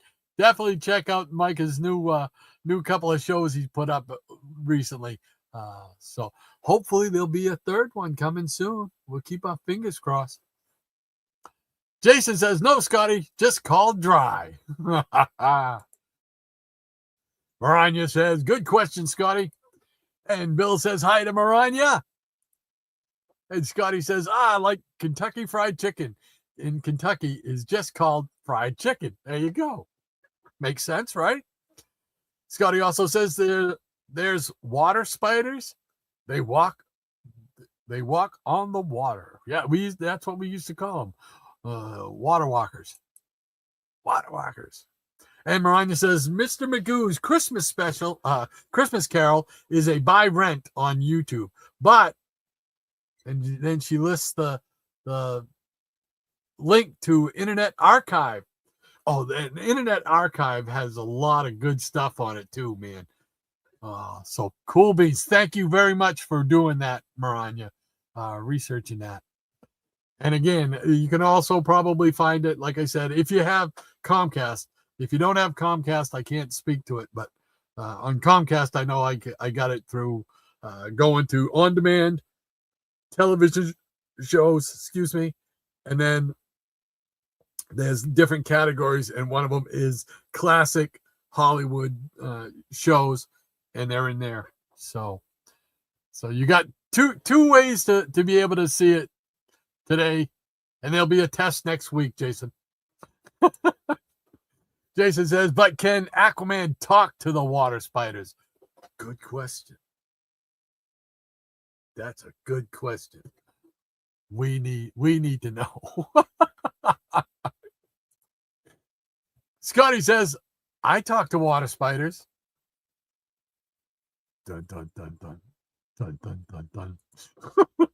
Miranda says, I am a classic Jim Stafford song. I know you know. Oh, yes. Okay. I don't like spiders and snakes. That ain't what it tastes to love me. You fool, you fool. Jim Stafford, that's another one, man. I used to love his music. Cow patty. I think he's one of those people that now hangs out down in Branford, Missouri, and has his own like theater and puts on shows there. I think, if I'm not mistaken. But yeah, I remember he was big in the 70s, late 70s. Absolutely. I still love cow patty. That's a classic. I know there was another one. Oh, the swamp song. What was this? There was one he did about the swamp song. Back of Hattie Shack, in the back of the something Black Bayou. I think it's Black Bayou. Stay off the track of Hattie Shack in the back of the Black Bayou. Yeah, yes. He did some great stuff. He did some great songs, man. Hadn't thought about him in a long time. Wow. Bring back memories. Andrew says, since the rebrand, does Kentucky Fried Chicken serve real chicken and more? Is that why they changed the name? That is a rumor local conspiracy enthusiasts like to say. I don't know. I don't eat chicken. I don't eat any meat or poultry or fish or any of that stuff. That's good for you, probably. So I can't speak to that. Although, from what I've seen of their menu, I'd like to go into KFC and try some of their like their potato wedges or whatever they call them. I'm a sucker for fried potatoes. Scotty says, I don't know. I never eat at KFC. Me neither. There's one next town over, but we never go there. It's never on the power rotation for going out to eat. Miranda says, it tastes like real chicken to me, Triple P. I remember the legends of fried. Oh, yes. The legends of fried rats.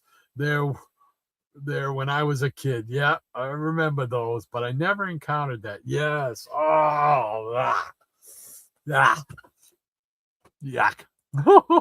Scotty says, doesn't everything taste like chicken? If it did, I wouldn't eat anything. No, French fries do not taste like chicken. French fries are yummy.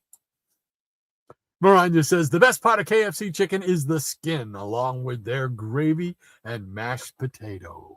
There you go.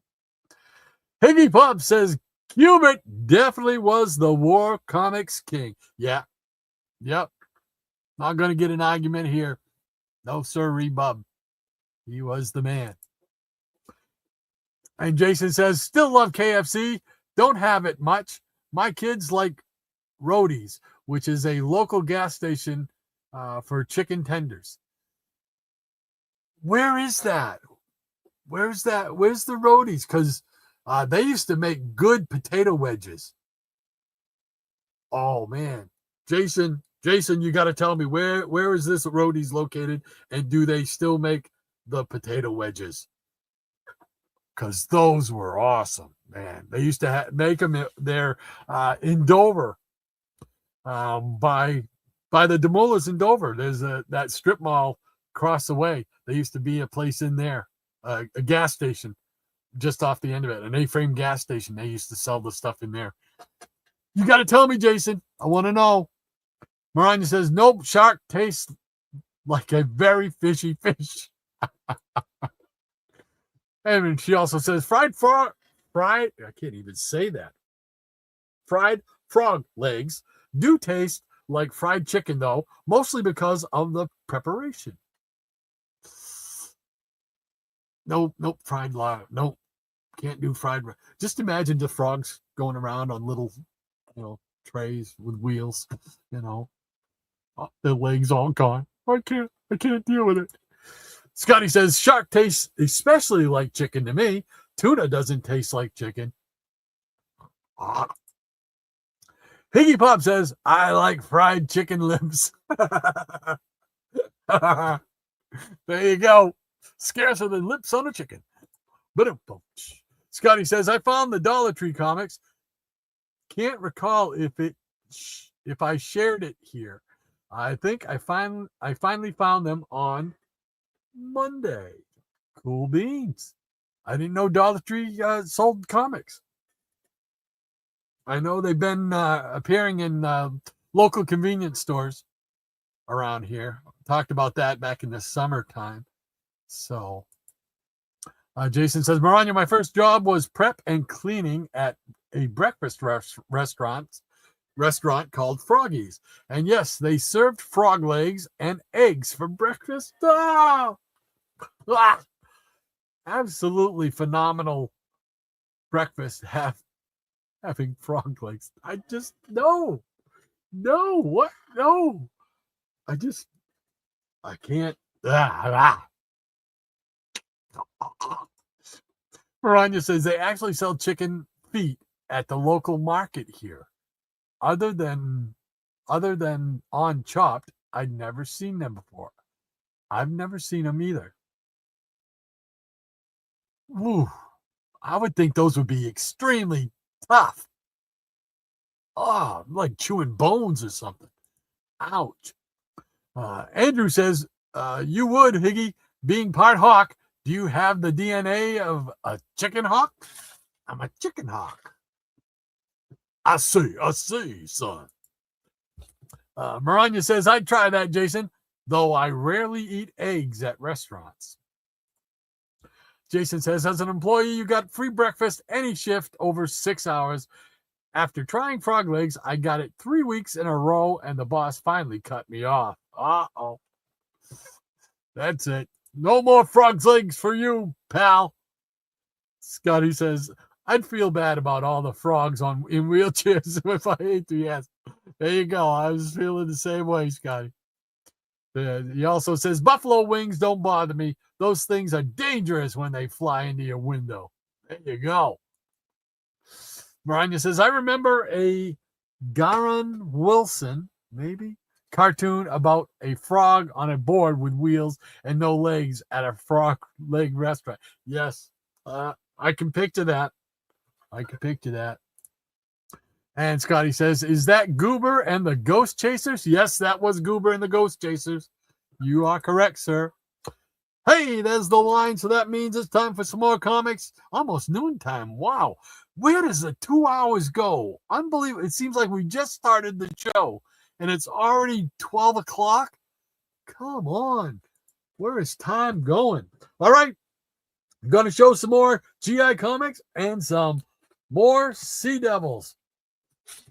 So, like I said at the top of the show, in remembrance for Pearl Harbor, which is why I'm showing the war comics today. Let's see, we got number 21 of the Sea Devils. Big old octopus.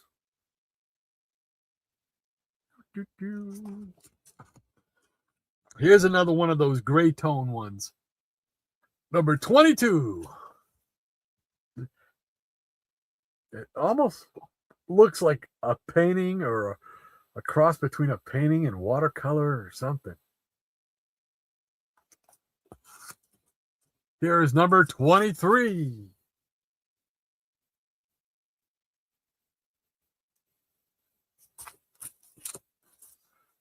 Number 24. Beware the vengeance of manfish. Oh, I love the Silver Age, man. Manfish. Here is number 25, Operation Black Gold.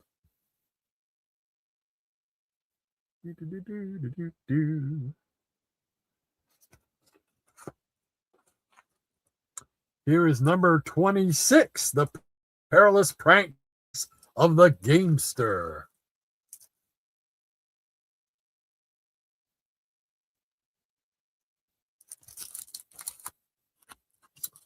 Number 27. There's a traitor in their ranks. Boom.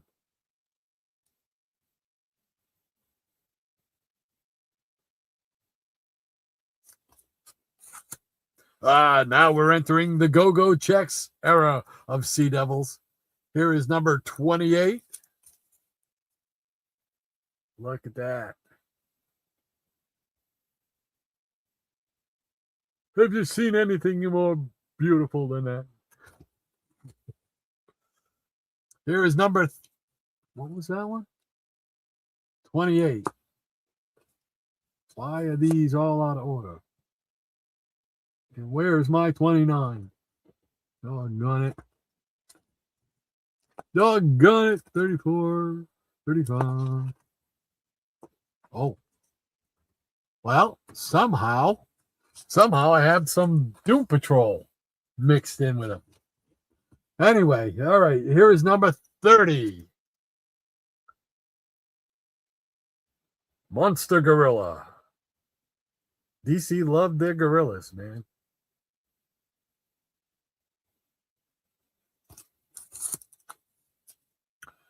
Here is number 31.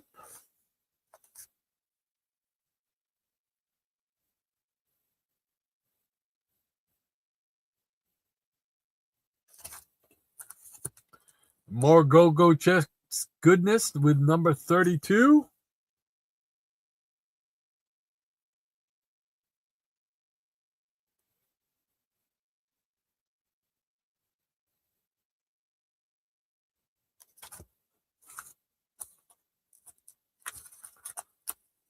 And number 33.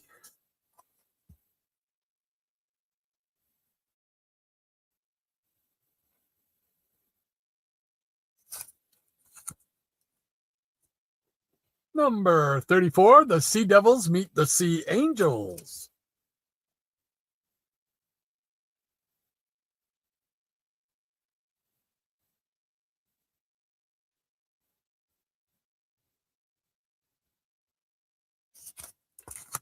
And number 35, to round it out for them, the name of the game is Death.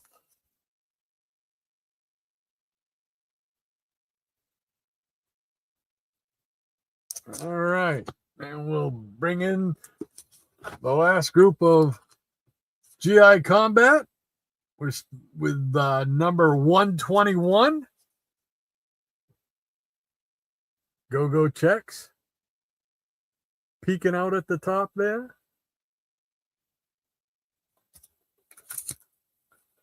Here's number 120. Battle Guest Shots by Sergeant Rock and Johnny Cloud.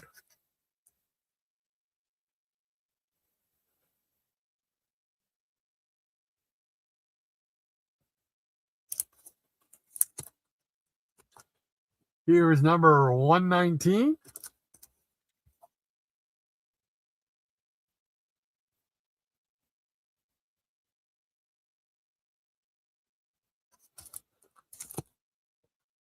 Whoop. Don't fall down. Here we go with 118.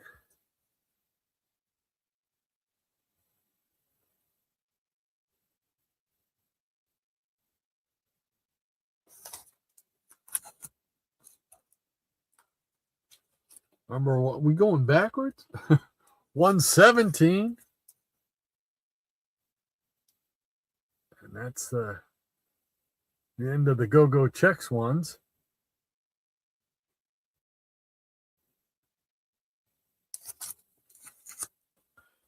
All right, now we step into the Bronze Age with a cool Joe Kubert cover right here. This is number 155. First in comics, best in comics.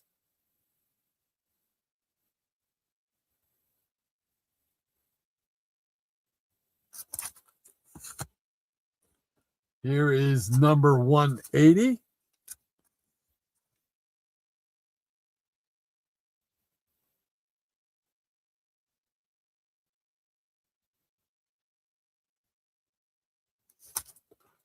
And to finish off the war comics for today, there is 199.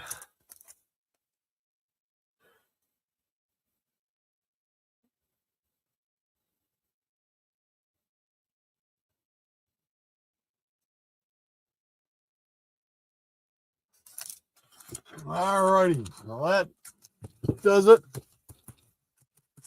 for the war comics.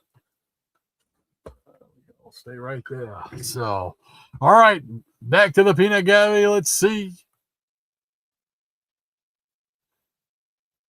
All right, thank you very much, Maranya, for the line. As always, it saves me more often than you know. Jason says, Scotty, you prefer to eat the whole frog? And Scotty says, I'm not tempted to eat frogs yet, he says.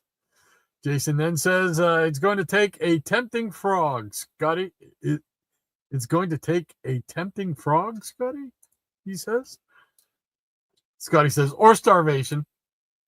Jason says, Rod ranting, this never happens on this show. Every once in a while, there's just something that does get to me. And doggone it, the Christmas shows ought to be free. Simple as that. They should be free for everybody. You know, let the kids watch them. You know, Maranya says Rankin Bass shows are usually shown on the one cable family channel that is owned by ABC and Disney, right? And if I catch them on there, then I will record them, and I usually will go through and look and try to preview them so I don't miss them. But most of the time, if you want them on demand and you want to watch them on a Saturday, but they're not showing until the following Thursday, I'll go on to try and watch them on demand, and no, you can't watch them because they're behind a paywall for some streaming company. Just drive me up a wall.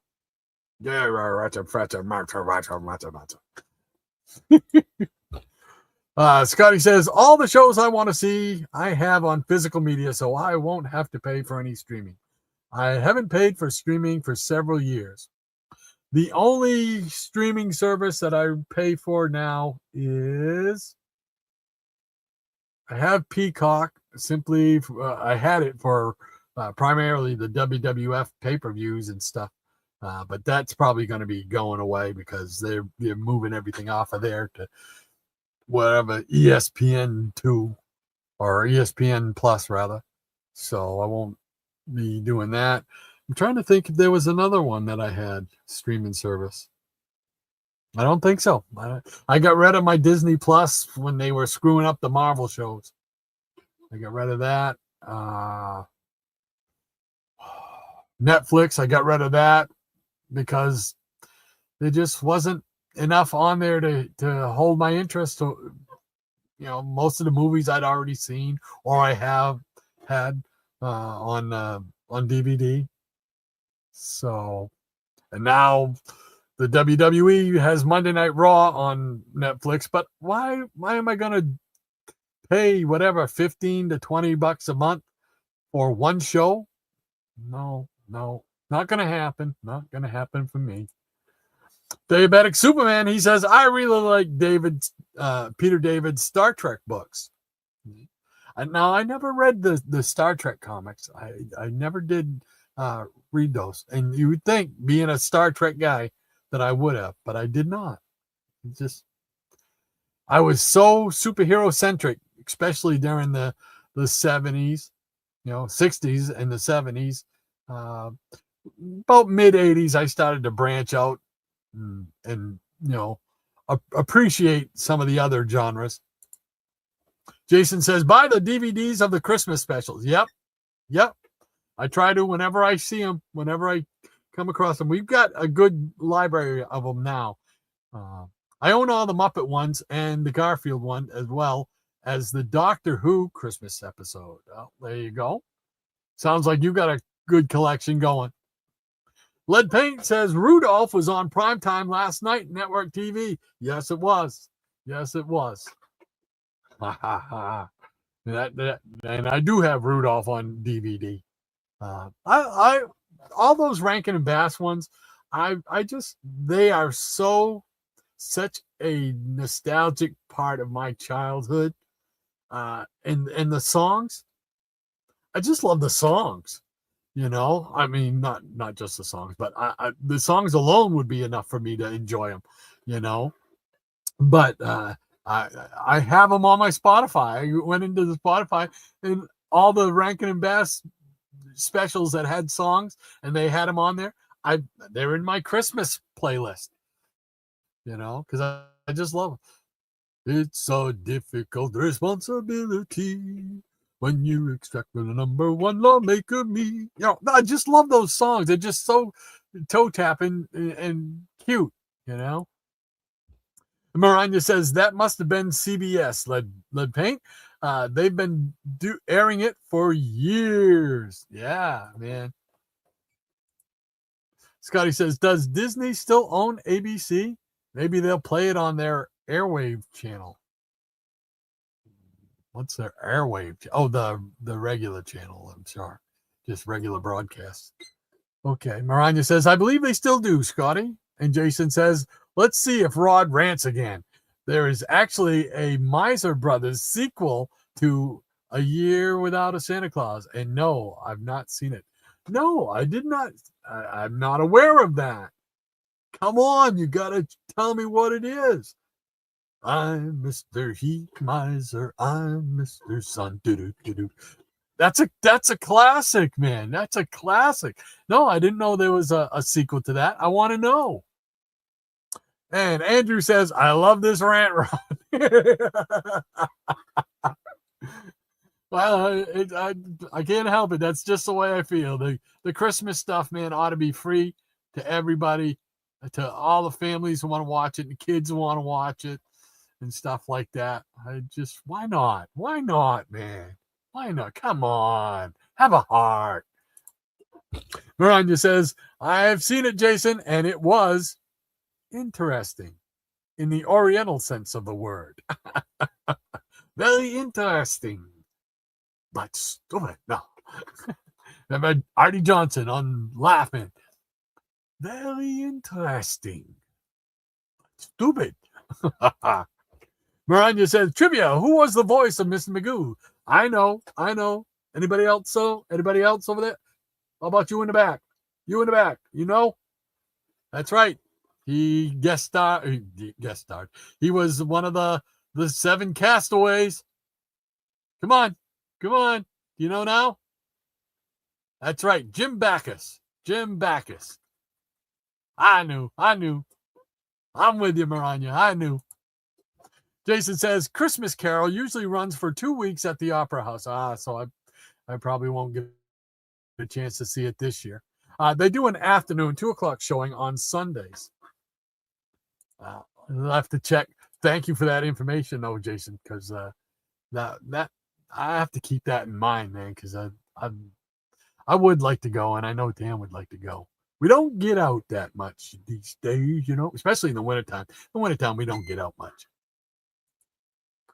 Diabetic Superman, he says, Jim Backus, you got it. That's right, DS, you are correct. Bingo. Jason says, so did they ruin it with the sequel, Maranya? Or was it a worthy sequel? The Miser Brothers. Maranya says, I didn't care for it myself. I'm a purist. See, I'll probably be like you, Maranya. I'm a purist. I liked it. But I still would want to watch it just to see it so I could know. Maranya says, the worst remake I recall seeing was the 1970s version with David Hartman. Sebastian Cabot as Santa was the only good part of it. Oh, okay. Hey, Werewolf by Lunchtime. How you doing, man? Great to see you. Thanks for joining us, man. He says, hello, chili dudes. Yeah, this is one chili dude right now. Right down here, man. My hands are like frozen. Woo! So, and the Jackson Roy Kirk, he says, Hobbs. And Jason says, howling voice, werewolf in the house. House. Werewolf says, Jackson. And Werewolf says, hey to Jason as well. Jason says, hope things are well, Werewolf. And Werewolf says, did a lot of housework, then went to a birthday party. Been a good day so far, he says. Cool beans. He says, how's your day been, Jason? He wants to know. Maranya says, hey there, werewolf. Is Rico keeping you in line? And Jason says, awesome. Listening to Rod rant and say cool beans. Yeah, for 3 hours just saying, ranting and saying cool beans in between the rants. That's been about it today, right? Werewolf says, hi, Maranya. Rico has been a good boy. Sleeping with mom at the moment. There you go. He's staying warm. And he also says he slept outside all day today. It's summer here, so it's not too hot yet. Ah. How hot does it get there? What is like your high temperature there? Because around here, if we hit 100 once during the summer, that's newsworthy. We typically mid-July we'll get to about 95, 98, somewhere in there, but it only lasts for like 1 or 2 days in the middle of July. For the most part, we're hitting like somewhere around 90, 85 to 90, and it's still not warm enough for me. Jason says, memories, like the corners of my mind. They've got lots of cockroaches hanging out in there. No, what am I saying? Brian says, send some of that summer weather up to Rod. Well, yeah, please do. Please do, man, because we could really use it up here. All right, Miranya's put down the pause line one last time. So we'll do one more round. I've got some Daredevil here that I've had pulled out for quite a while, so we'll show the Daredevils for the final round of the show. All right, here we go. We're starting off with Daredevil number 55 with a Gene Colan cover. Coward.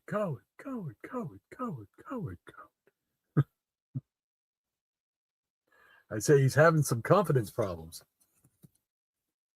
Here we go with number 56. And Death's Head came a-riding.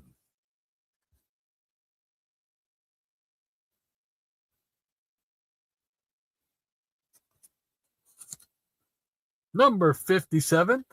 I've unmasked you at last, but it can't be.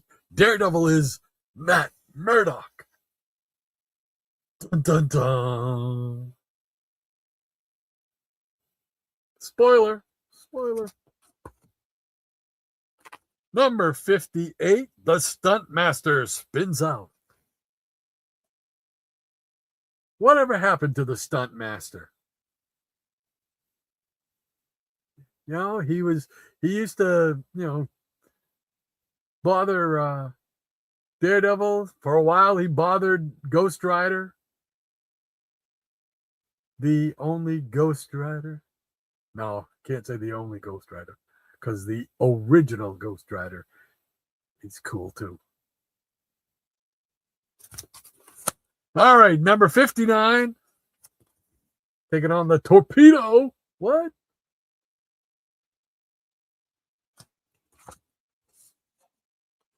Number 60, Showdown at Sea.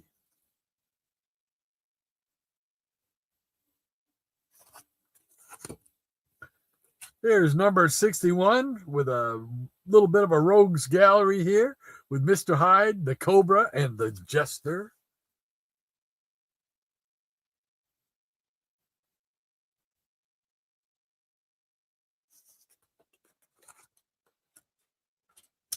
Here we go. Nighthawk. Yes. Here we go with number 62. It's Nighthawk from I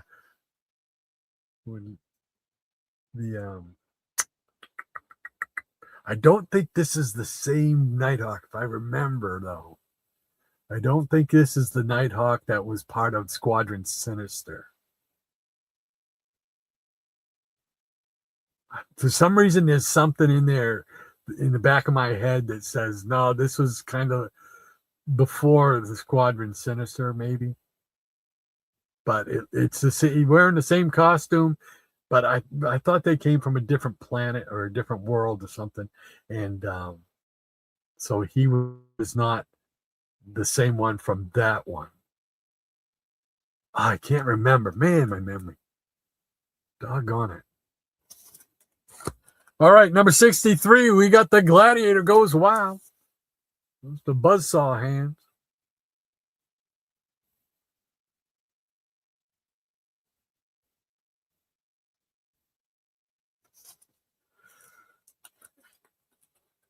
And then they changed the logo from Daredevil's just plain Here Comes Daredevil logo to the new logo with Daredevil, the man without fear. Stuntmaster back again. Number 65, the man called Brimstone.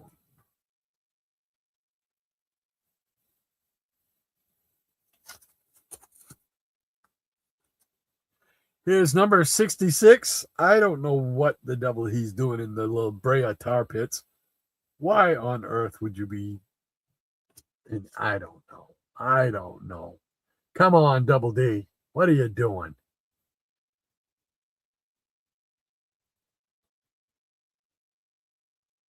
He's in a mammoth predicament.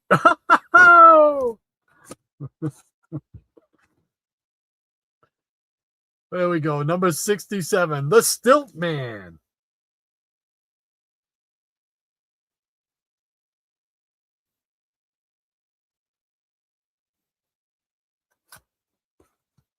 And number 68, drop the gloves, Masked Man.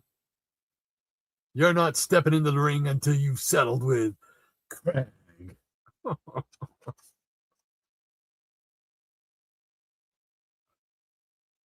There we go. So these I can put back in the box. And at some point in the future, I'll pick up where I left off, showing more Daredevils. And I got just a couple of Doom Patrols, so I'll just show those two. Here's 111 with Go-Go checks. I don't know why these were mixed in with the, was it GI? Or was it the Sea Devils? I think it was the Sea Devils, because I think they're in the same long box. Here is number 112.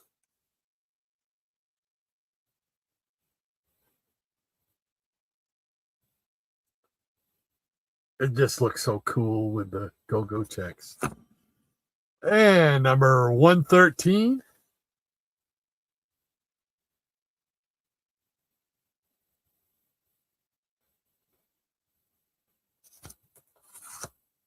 And 114. Kor the Conqueror. Looks like some kind of troglodyte. There we go. All righty, that's it for the comics this week. Let's go back and check out one more time the Peanut Gallery, see what's going on, and then we're going to wind up the show for this week. Thank you once again, Maranya, for keeping me in line. Always appreciate it. I would be lost without you and that line.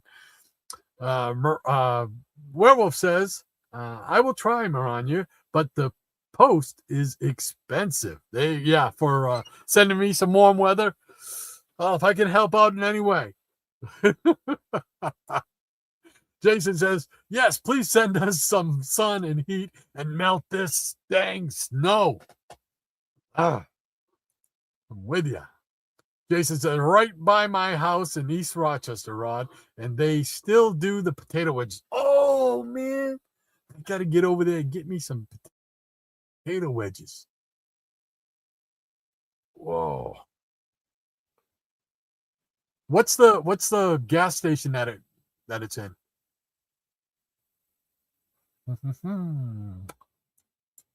Oh, I gotta get there. Borderline in Somersworth has a similar one that might be closer to you, though, Rod. Okay, I know where Borderline is. They're right on the bridge there in Somersworth. So yeah. Oh man.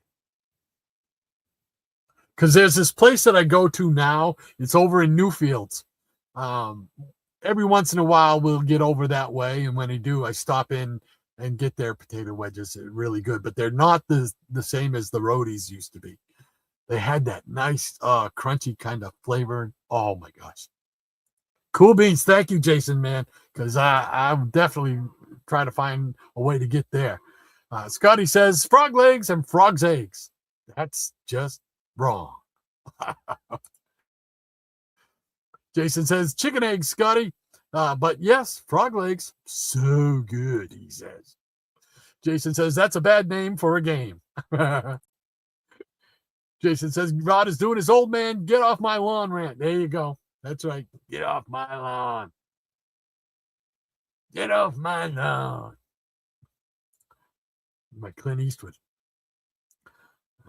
Jason says streaming is tough if you have something new you want to watch. If you like their exclusives, it's the only way to watch. Yeah. And I understand that's the business, and it's just the progression of entertainment, broadcasting, or whatever. But doggone, there's some things they should respect, and they should just leave the Christmas stuff free. Leave the Christmas stuff free. I mean, if you want to put the movies, the theatrical movies, you want to put those behind a paywall or like pay-per-view or something like that, I can understand that. But come on, those classic TV shows from the 60s and 70s, come on, man. They more than made their money for whoever it was that they made the money for. So it's like you're getting them for practically nothing. Come on, put them up. Let the kids watch them for free. Doggone ya. So, Maranya says Rod is the middle child of the 62 club that he, Eric Green, and I belong to. Fun fact, I'm the baby of the group. That's it. The 62 club, baby. Jason says, what does that make us born after 62, Maranya? Well, it makes you younger, number one.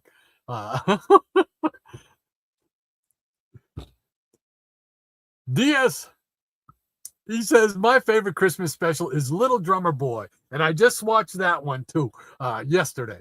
The Little Drummer Boy. Yes. Another classic. Another classic. Now I got to hunt down Nestor, the long-eared donkey. Remember that one? I got to hunt that one down. So, but Little Drummer Boy, definitely. Jason says, favorite Christmas special? Muppet Family Christmas. Yep. I hear you. So I love the Muppet Christmas Carol. That one there just hits home for me. Youngins. There you go. Right. Mine just says youngins, Jason. That's what it makes you. Mine just says, my favorite Christmas special is a tie between Rudolph, my spirit animal, if you know, you know, and the adaptation of the L. Frank Baum story about the life and times of Santa Claus. Wasn't that an animated one as far as like cartoon animation? I think we just watched that. I think my wife recorded it too. I think she was watching it and recorded it for me. So it was fairly old, if I'm not mistaken. Jason says, never feel like a youngin', but I guess that's what you call us who know Wally West is the best Flash. Oh, he snuck it in there. Snuck it right in there at the end. Marina says, Nighthawk's first appearance was in Avengers 69. Right. Which predates the character's appearance in Daredevil 62. Okay. But I don't think it's the same. Is it the same one, though? That's the thing. For some reason, in my head, there's something there that like a bookmark, that mental bookmark that says, but it's not the same Nighthawk you grew to know and love that was in the Defenders and stuff like that. Kyle Richmond. But I'm not sure. I could just be on the verge of dementia. I don't know. That run of DD is great, and the Marie Severin covers and the beautiful colon art inside. Yeah. The issues inked by Tom Palmer are some of the best art comics ever, says Greg. Can't disagree there. Can't disagree at all. I Am One of Us says nice Daredevil and War comics. And Sea Devils a war comic? Technically not, probably. But I just thought it kind of fit in a little better than, I don't know, Doom Patrol. The Sea Devils. Wasn't there something about it strikes me as a Sea Devil was, wasn't there like, wasn't that like the nickname for something in was it the Navy? I thought it was, but I could be all washed up, but Jason says the place in East Rochester we still call Boucher's, across from Cumbies. Okay, all right. I'll have to go over there and check. Oh man, yum. Robin Harrison, how you doing, Bob? Great to have you with us, my friend, our neighbor to the north, all the way from Toronto, and he's saying, anyone remember the Alf Christmas special, where he ends up in the hospital with the little girl who is dying? I do not remember that, and I remember Alf. I remember watching Alf, but I don't remember the Christmas special. Now the question is, do they show that anywhere, like as a Christmas special? I'll have to do. You got me thinking, Bob. You got me thinking now. I wanna do a little research, see if I can find that episode. Cool beans. Great memory though. Great memory. And Maranya says, Gene Colan is on my pre-1990s Mount Rushmore of artists, which include John Romita Sr., Bob Layton, and Neil Adams. Yeah, baby. Runner-up is George Tuska. Of course. We got to have old Tuska, man. Cool beans. I don't know if I had to create a Mount Rushmore of artists. Boy, that would be tough. Neil's on there. That's a given. Neil would be on there. But Neil... Aparo,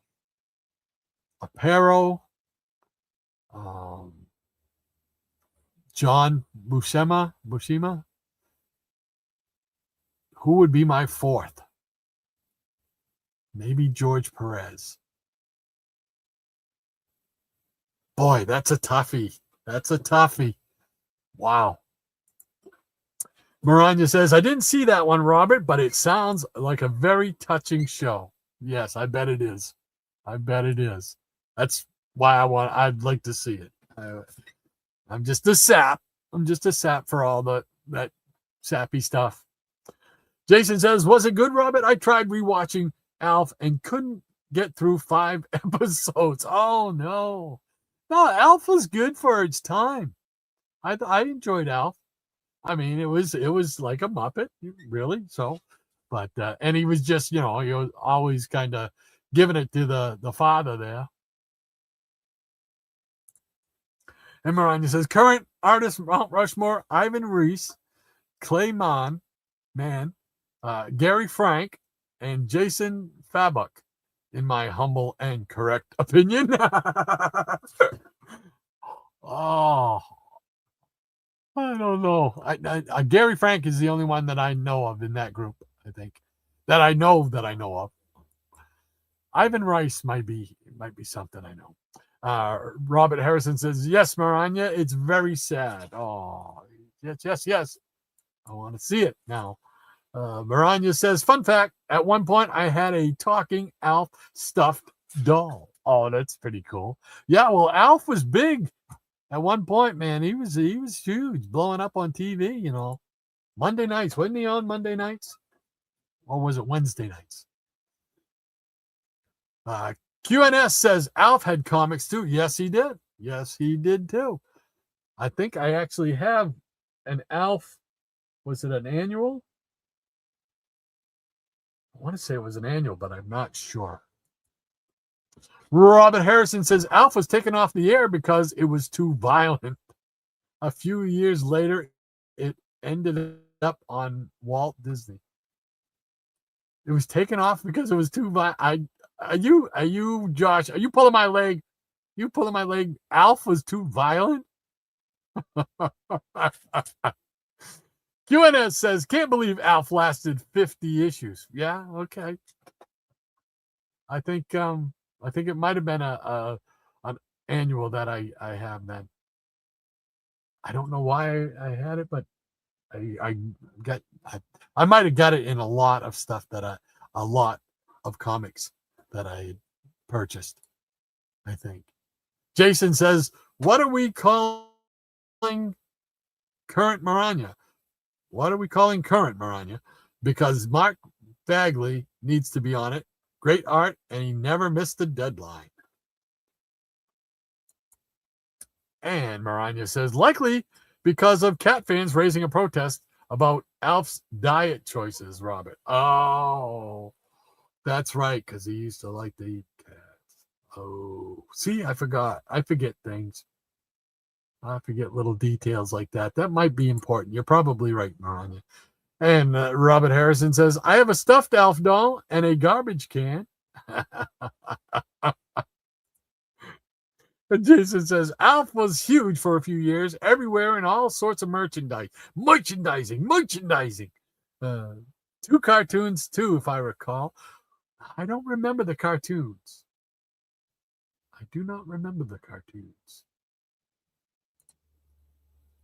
So, Maranya says, I'm going mid-late 2000s, Jason. If you check out the artists I named, they have a particular style. Okay. And Robert Harrison says, yeah, Alf was huge for a few years. Yes. Yes, he was. Maranya says, Bagley's good, but Romita Sr. is the platinum standard for Spidey art. Nobody, and I mean nobody, can touch his rendition. There you go. Hard to argue with that. Robert Harrison says, here, kitty. Jason says, 2000s on Maranya. Mark Bagley, Jim Valentino, George Perez. There you go. Well, you're missing one. You need one more. Sleepy Reader, how you doing, Damien? Great to have you with us, man. Thanks for stopping by. He says, greetings to all you young folk out there. Oh, bless you, son. Oh, great to see you. Maranya says, greetings, Damien and Millie. And Jason says, this youngin' loves Mark Bagley, Eric Larson, and Todd McFarlane's Spider-Man. Well, everybody's got their favorites. Maranya says, George Perez, Jose Luis Garcia Lopez, Mike Grell, and fourth slot to be determined later in another group. Oh, there you go. Let's not see this. 3 really good ones right there. Perez, who would probably be on my Mount Rushmore. Jose Luis Garcia Lopez. Yeah, why not? Mike Grell, absolutely, why not? Diabolic. Why do I always want to say diabolic? Diabetic Superman. Sorry about that. I'm missing 2 issues of Alf. 2 issues, just 2 away. 2 away from completion. Are you hunting them down? Are you actively hunting them down? Jason says, love Mike Grell. Yeah, Mike Grell. I was introduced to Mike Grell. Well, I didn't remember him doing the Green Lantern stuff. Or